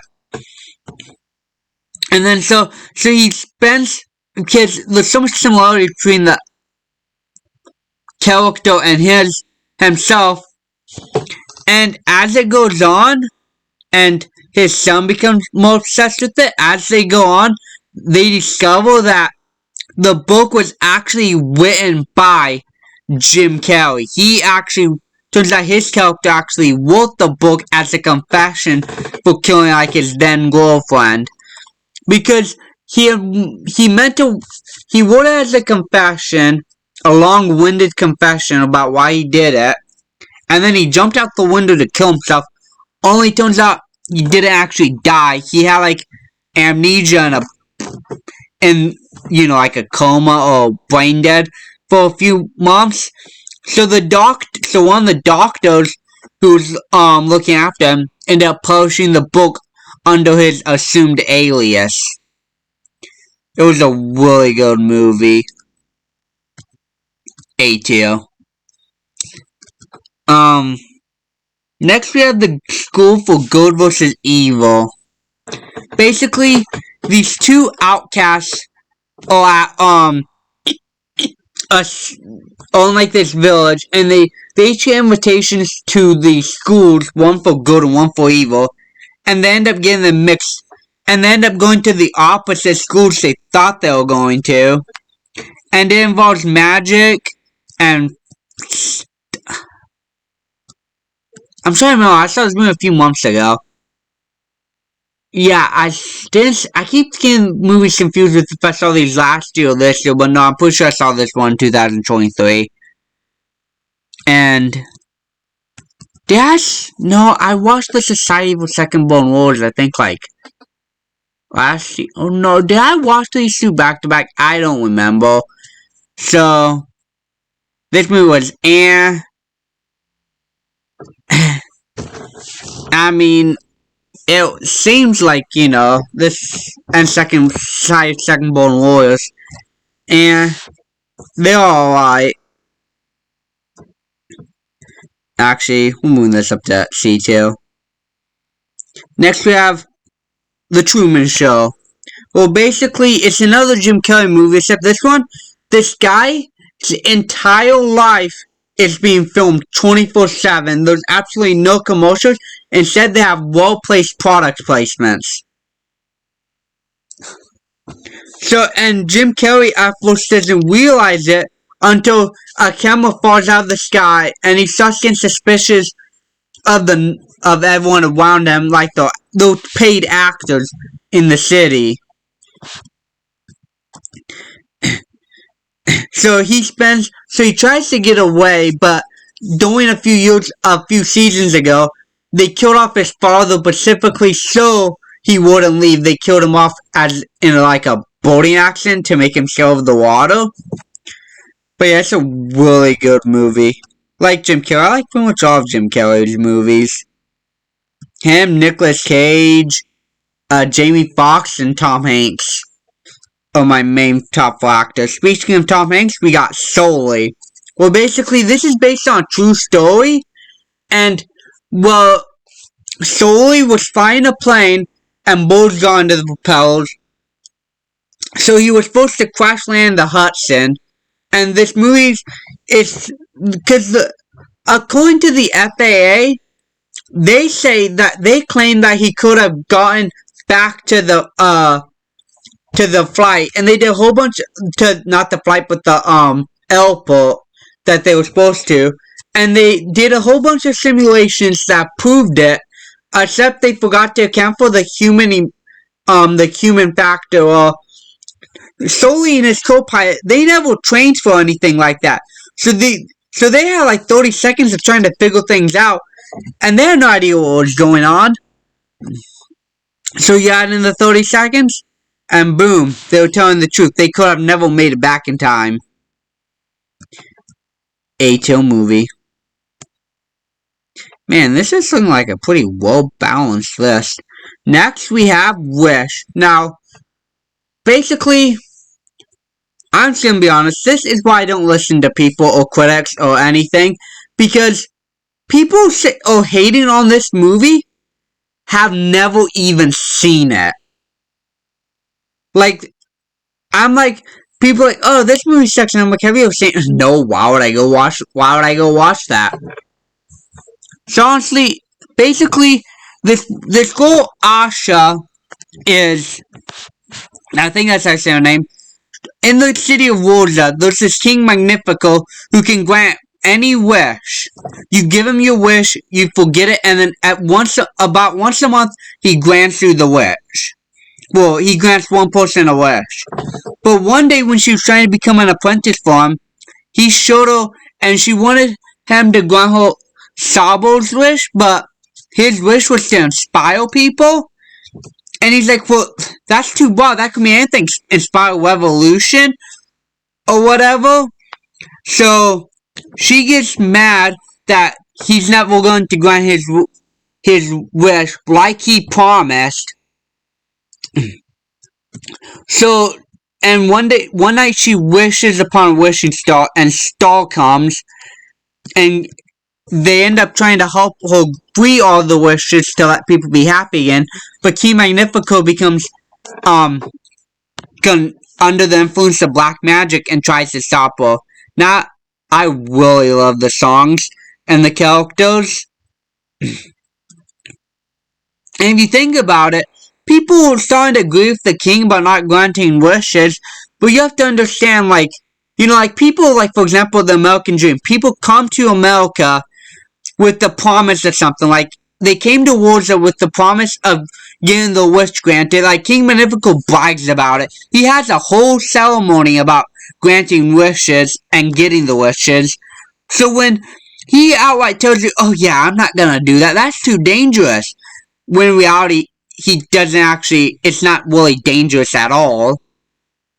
So, you get mad that he's not gonna do what he agreed he was gonna do. But honestly, who actually listens? Like, for example, Wish, Shazam 2, and Haunted Mansion were all panned by the critics. But as you can see, these are three of my favorite movies this year. Well, of some of them. But yeah, I just stopped listening. I mean, like, I don't really listen to critics or anyone for that matter. You know, I'm not gonna be a sheep beat, you know. I'm not gonna like something just because it's a popular thing to do. You know, I'm not gonna hate on it just because a lot of people hate it, you know. I'm not gonna try to fit in on anything. I'm just gonna be me. Next we have Hunter Killer. Now this is another Gerard Butler movie. Yes, I've seen like 6 new Gerard Butler movies this year. And it was alright. Basically, Gerard Butler, I want to say, was the captain of some submarine who was taxed, who was recruited to go and find another submarine that was attacked, near, like, I want to say, like, no, it wasn't, was it Russia? I don't remember. And another group of, like, 4 Marines, or Black Ops people, are also trying to rescue the Russian president. I want to say it was Russia. It was not really much to it. Basically, my detail basically movies that don't really have much to it, but they're not as bad as these. Well, I didn't really hate them as much as these movies. Although, Winnie the Pooh wasn't really bad, it was just IP theft, which is what I basically call, well, IP fraud, or you basically take an idea, I like adaptations, I actually want new spin on them, but when you literally just adapt the character just for the sake of it, like this could literally have been any slasher, like Disney's live action Mulan, that was nothing like the Disney animated classic.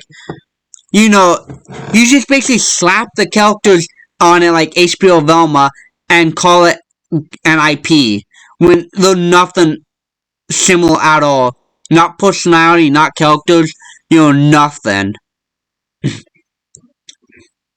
See, that's when adapting an IP goes a bit too far, when they're nothing like the original story. They're not like, they're nothing like the source material. Like, why are you adapting the source material if you're going to change everything about it? Like, the Echo director said that they're changing up Echo's origin for the Marvel character, Echo's origin and powers, just because the director thought they were boring. Like, why are you adapting your own character? I understand if it wasn't, but like HBO Velma, Mulan, Disney's live action Mulan, they were adapted by the companies that own them. So why are you changing up it so much to the point where they're literally original characters?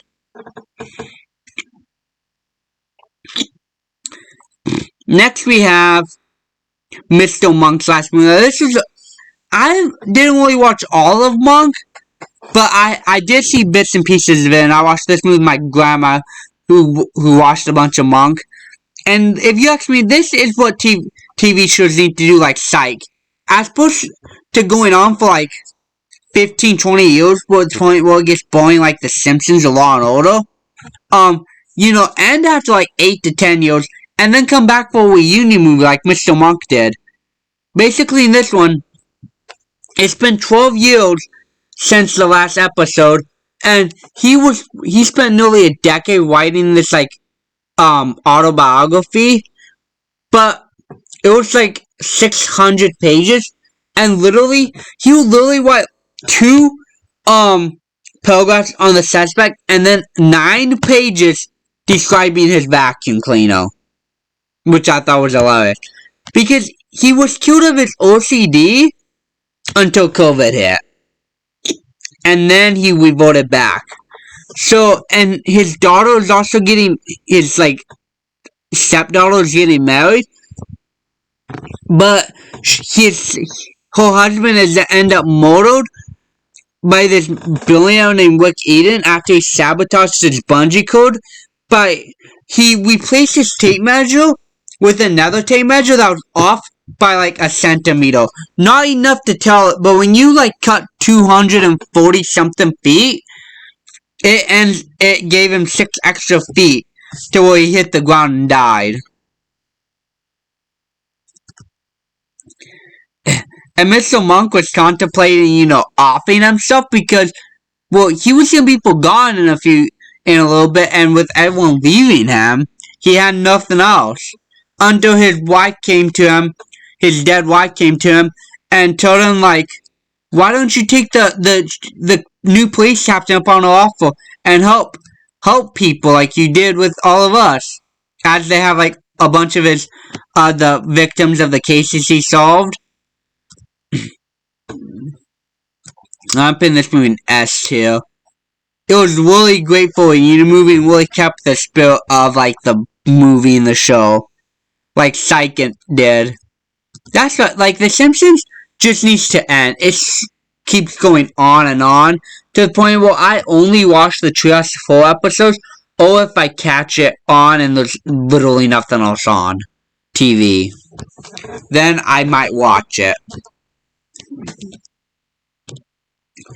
Next we have The Fugitive, starring Harrison Ford and Tommy Lee Jones. Basically, this man is framed for the murder of his wife by the one-armed man. So he goes on the run, and he's being chased by the U.S. Marshal Tommy Lee Jones, who's this guy. You probably can't see the image. So he ends up going. It's like a cat and mouse type game. Now I like it. we'll put this in the A tier. Now, U.S. Marshals with Wesley Snipes and Robert Downey Jr. And, basically, this is after they, not Nicolas Cage, but Harrison Ford got, cleared of his name.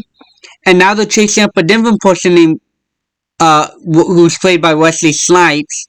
And, I forgot what exactly he did. I think they thought he killed someone. It's another solid movie. We'll put in the C tier. Just because I don't exactly know what happened, why they were chasing Wesley Snipes, and why Robert Downey Jr. was a bad guy. And next we have The Silent Scene. This is just a really average movie. I really didn't care for it. This guy was basically trying to, find this man who murdered his daughter years ago. And it turns out that the guy was killing children because he thought he was saving them from the parents and stuff. And I didn't really care for that movie. Next we have Misery, but with a woman. I present to you Silent Night, Fatal Night. Well, this murder mystery writer is finishing up her last book in the Gideon Snow series, I believe, is what it's called. Because she's just kind of done with the character. She was to write serious literature. I have no idea what that means. That's just whatever they say whenever they want to end something. Like, I don't want to write this series anymore. I want to focus on serious literature. I have no idea what that means.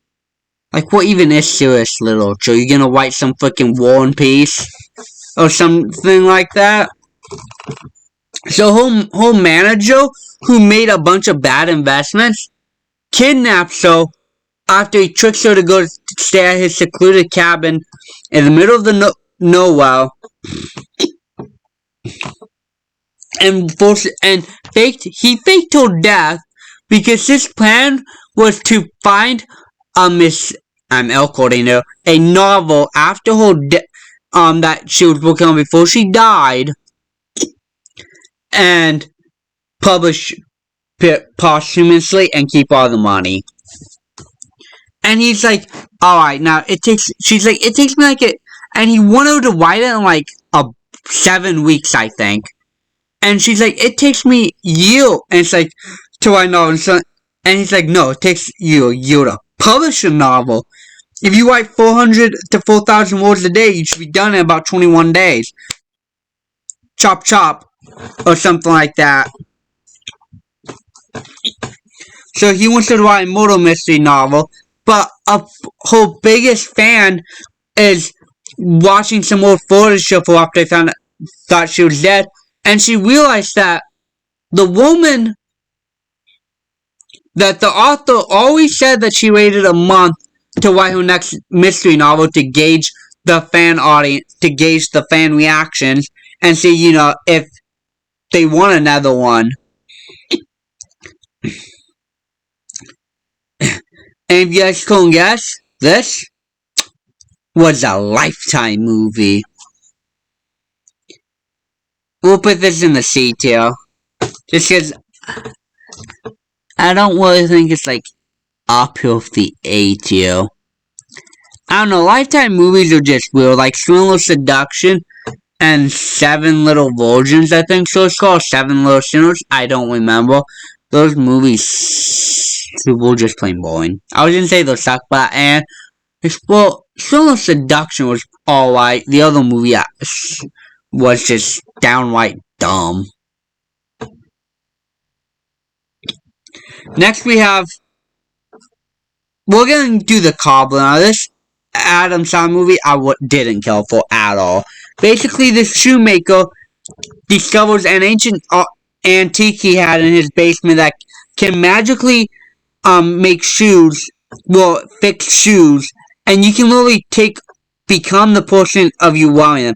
But it only works for shoes that he fits, so 10.5. And I thought he would literally become the person, but no, he, like, go into the body, but no, he literally just tones into that guy. So you have the exact same guy walking around town. I mean, F-Tail movie. I didn't care for it at all. The next 3 days, this man's wife is convicted of murdering her boss. Only it turns out that she didn't murder her boss. The boss was murdered in the parking lot a few minutes before, but she didn't see the body because it was next to the car. And she picked up the fire extinguisher that was used as the weapon because it was in front of her car. She threw it aside and she drove off. So this guy realized he has 3 days before she is transferred out of the prison to another prison. So he proposed a plan to free her. And I didn't look out for this heist movie.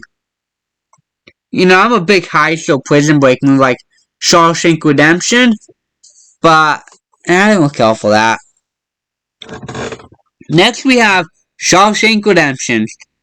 Now this movie was so good. The plan was me and my mom, we watched it at like 9 o'clock in the morning, well at night, and we were like, okay, we'll watch an hour, and then, we'll watch the rest tomorrow. We ended up watching the full 2 hour or something movie that night.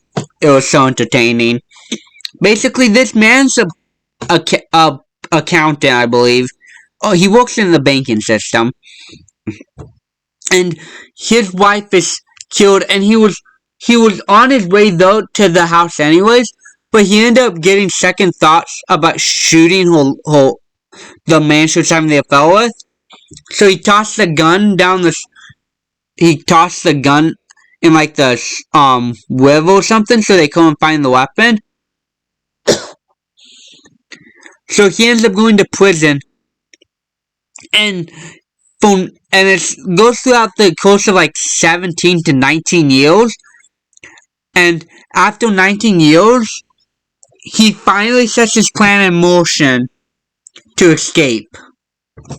Now, of course, I'm not going to say here going through the entire process of the movie. I'm not going to say summarizing things 3 hours, but S-Tail movie. Next we have, we're doing Innocent Man. This is with Tom Selleck. Now, like the other 2 movies, this man is framed for a crime he didn't commit because these 2 cops get corrupt, and they were going to bust a drug deal to take him down. Turns out they misread the lane or the address. It was supposed to be like Oakwood Lane and not Oakwood Drive or something like that. So they end up framing him and saying that he was trying to shoot them. So he spends like the next 3 years in prison, and he gets out and he's gonna go back to his life until they start hassling again. So he gets a couple of buddies together that he met, and they end up trying to bust them down.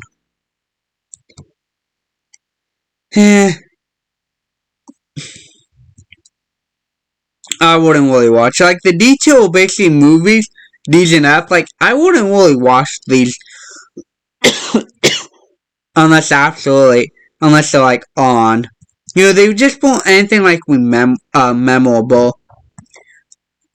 C tiers are like, I may watch these every now and then, some 8, but S tier like, yeah, I'll totally watch these again. But I did buy Huntresses and Huntsmen a few days ago, so I'm gonna try putting this in my part 2 of my 2024 tier list. Now, I actually thought about doing every movie I've seen for 2024, even the ones I've already seen, but I figure if I'm already watching them, I don't know, I keep coughing, but there'll always be an S tier, and besides, that would just be way too much work. Especially during New Year's Eve, because for the past, 3 years since 2020, I've watched 5 Scooby-Doo movies back to back from like usually from 10 to 4, but I'm gonna move it up another hour to 9 to 3:06 p.m. a.m. I'm watching Zombie Island, Cyber Chase, Witches Girls, Alien Invaders, and Legend of the Vampires. I'm gonna eat a ton of food and everything. So yeah, so I think doing brand new movies would be a lot easier anyways. Just saying I'm doing a brand new movie tier list. Alright, next we'll do Pitch Perfect. Now, I really enjoy these acapella movies, and I watched them all back to back. We'll do that. Alright, no, that should be it. They're pretty good acapella movies, because I like musicals. I've liked pretty much every musical I've seen except for Hamilton. I hated that musical. Me and my mom saw it on Disney Plus. We dropped off after an hour. My dad's like, yeah, that's way more than I saw. I mean, Hamilton did. I mean, it was just like singing and singing. It was like no story. It's like every word was a part of a song. It was just so boring.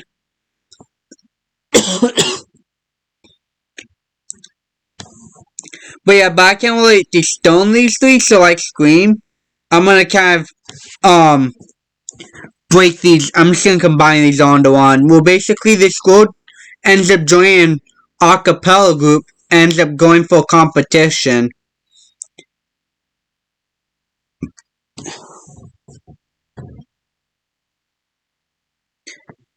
Next, we'll do Casper and Canada. This was a really good cat and mouse game. Basically, this kid is a genius, like Leonardo DiCaprio.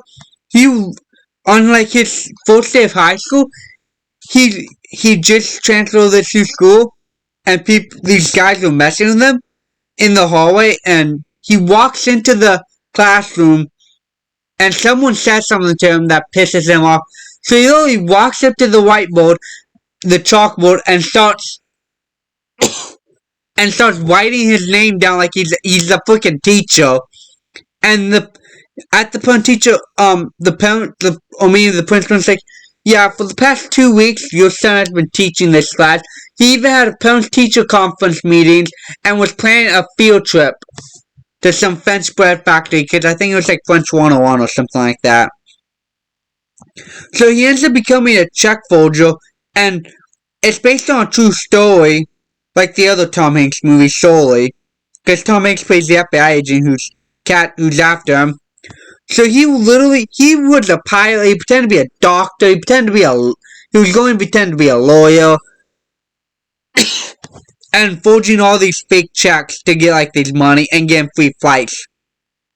At least called deadpanning, where you literally just fly on the plane for free.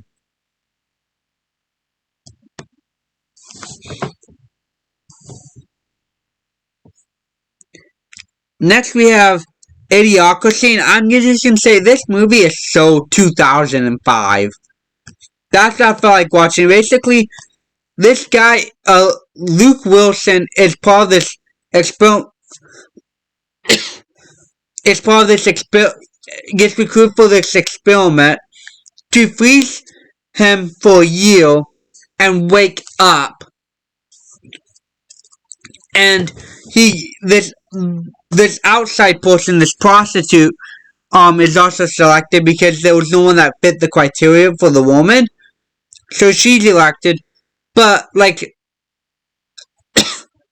6 months in, everyone involved in the project gets arrested, and it gets shut down for gone. No one knows anything about it. And then something happens, and he wakes up 500 years in the future, where everyone is an idiot. I swear a cat would be smarter than them. This would be like a C-tier movie. I don't know, it's just really like weird. Next we have The Marvels. Now this is another movie people hate, which I highly doubt anyone actually saw. But I don't know, I was watching the film and I didn't really hate it. I thought it was alright for MCU movie, because lately the MCU movies have been sucking. Or projects. I think it's the TV shows. That's what pretty much killed them. With the TV shows, like, dude, if you think about it, every TV show except for like freaking She-Hulk was like a 6 hour extended movie cut up into like 6 episodes. Like, I don't have a problem with like long movies if they're entertaining, but seriously, I mean, I was saying like, yeah, like those movies could easily be condensed to 2.5 hours. They don't like Winter Falcon and Winter Soldier didn't really do anything. She-Hulk was just very terrible for TV show. But yeah, like Miss Marvel's was they're like long movies if you think about it. But this is considered to be the shortest MCU movie, and honestly, I thought it was alright. So basically, Miss Marvel and Photon and Captain Marvel's powers get entangled. Although my only gripe with this movie was the villain was kind of forgettable. I don't know, his name was like Dobbin or something like that. And the defeat. Other than that, I thought the movie was alright. So they have to try and defeat the villain who has like these bracelets. Same with Miss Marvel's. But the powers get taken, so whenever one of them uses the power, whenever two uses the power at the same time, or three, they basically swap places. Now, I thought it was a pretty good MCU movie. Next, we have Paw Patrol: The Mighty Movie. Now, this was, honestly, it was alright for Paw Patrol. I got two little sisters that watch Paw Patrol, so of course, I was watching this. But yeah, I thought it was a pretty solid movie. Basically, the Paw Patrollers get, superpowers, and like how the first Paw Patrol movie focused on Chase, this one focused on Skylar being the one to the little. I thought it was an okay movie. Basically, the villain wants to get the powers, and they need the other crystals. So she's trying to get them. Not really much more to say about that movie. Next, we have Candy Cane Lane, which is an Eddie Murphy movie. Basically, this guy makes a deal with the bad elf by accident for this like Christmas decorations to win like this big prize pool, which it turns out that it was actually like $1,000 in tacos or something like that. And even the host was like, "Are you kidding me? I thought it was $1,000, not $1,000 of taco coupons." And it turns out that they have to get these 5 golden wings. And so they're trying to do that, but it turns out that the nursery rhyme or the song repeats, so it's not 5 golden wings, it's like 40 something. And if they don't, he'll be turned a little like statue.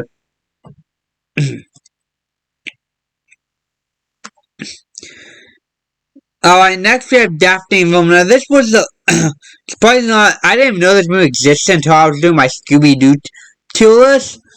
And it turns out this movie came out in 2018 and has Sarah Jeffrey as Daphne, who played Audrey on Descendants, which is one of my favorite movies. I thought this movie was, and it was alright. I like the school and everything. It's not really a bad movie per se.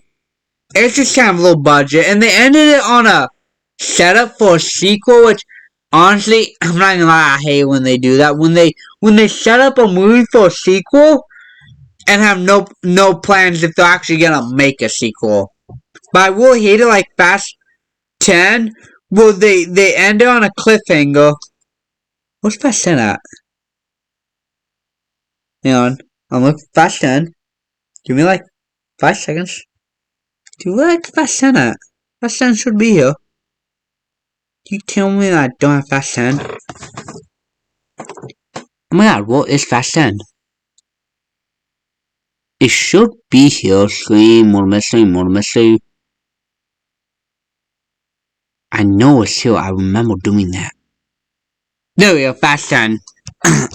Well, I hate when they end on like a cliffhanger. Actually, no, Fast 10's getting a secret. What's Inside Man? Um, Inside Man was like following the detail or something. I hate the ending for that. No, I think it was C2. It had to be either C or D. I don't think I would have put in the F. Had Denzel Washington in it. Dude, where the heck are these movies at? Oh, I put that in the A tier. I hear like Inside Man set up for a sequel, and there were actually plans to do a sequel, but not like legit plans. The guy just couldn't get the funding for it, so they never actually did a sequel. I hate movies where they do that. Or like TV shows where they end on a cliffhanger and then they cancel the fucking thing. Like they had like Legends of Tomorrow. I didn't watch the final season. I quit watching Legends of Tomorrow after like season like 5 or something. But next up oh yeah, Daphne Moment. I was working on that. We'll put this in the detail. Aside from Daphne, there wasn't really any like highlights for it. Oh yeah, and the villain was actually invented this phone a few years ago, but she went out of ideas. So she literally founded this school, made a hologram for some fake CEO inventor person, who's actually an obscure Japanese model. So, and she was really stealing the ideas of the students. Next we have Gran Turismo, which is based on a true story about a video gamer who wins this contest to drive a real race car.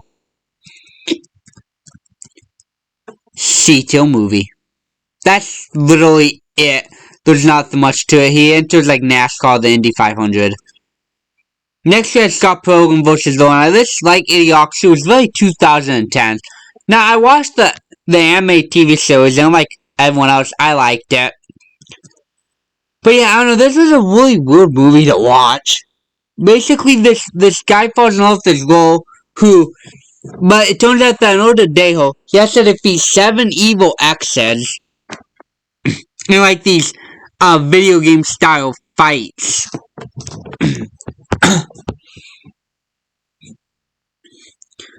We'll put this in the C-tier.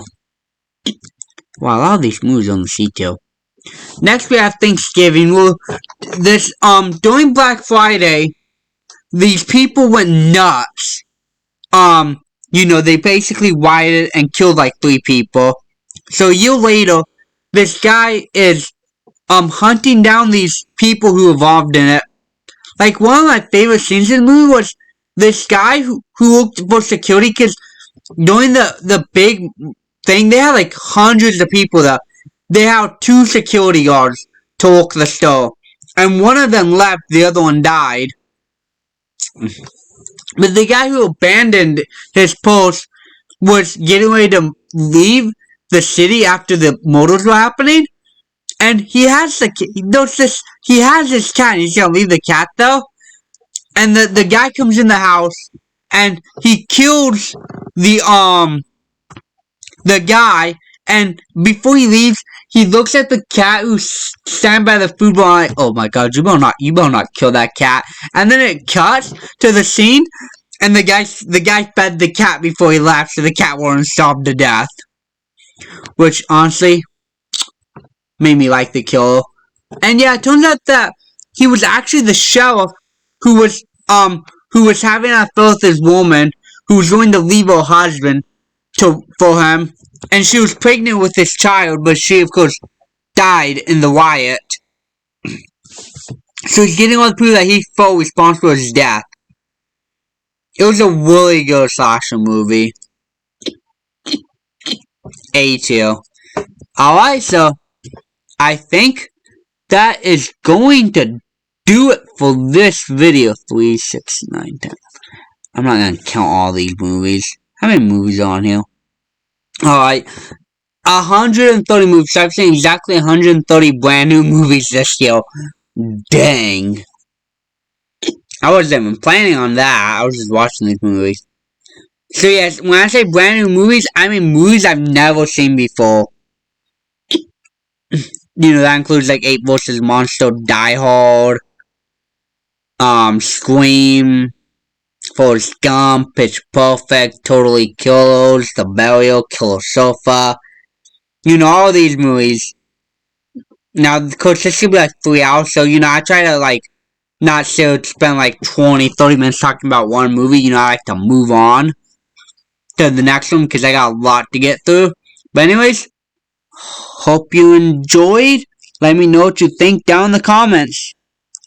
See ya next tier list.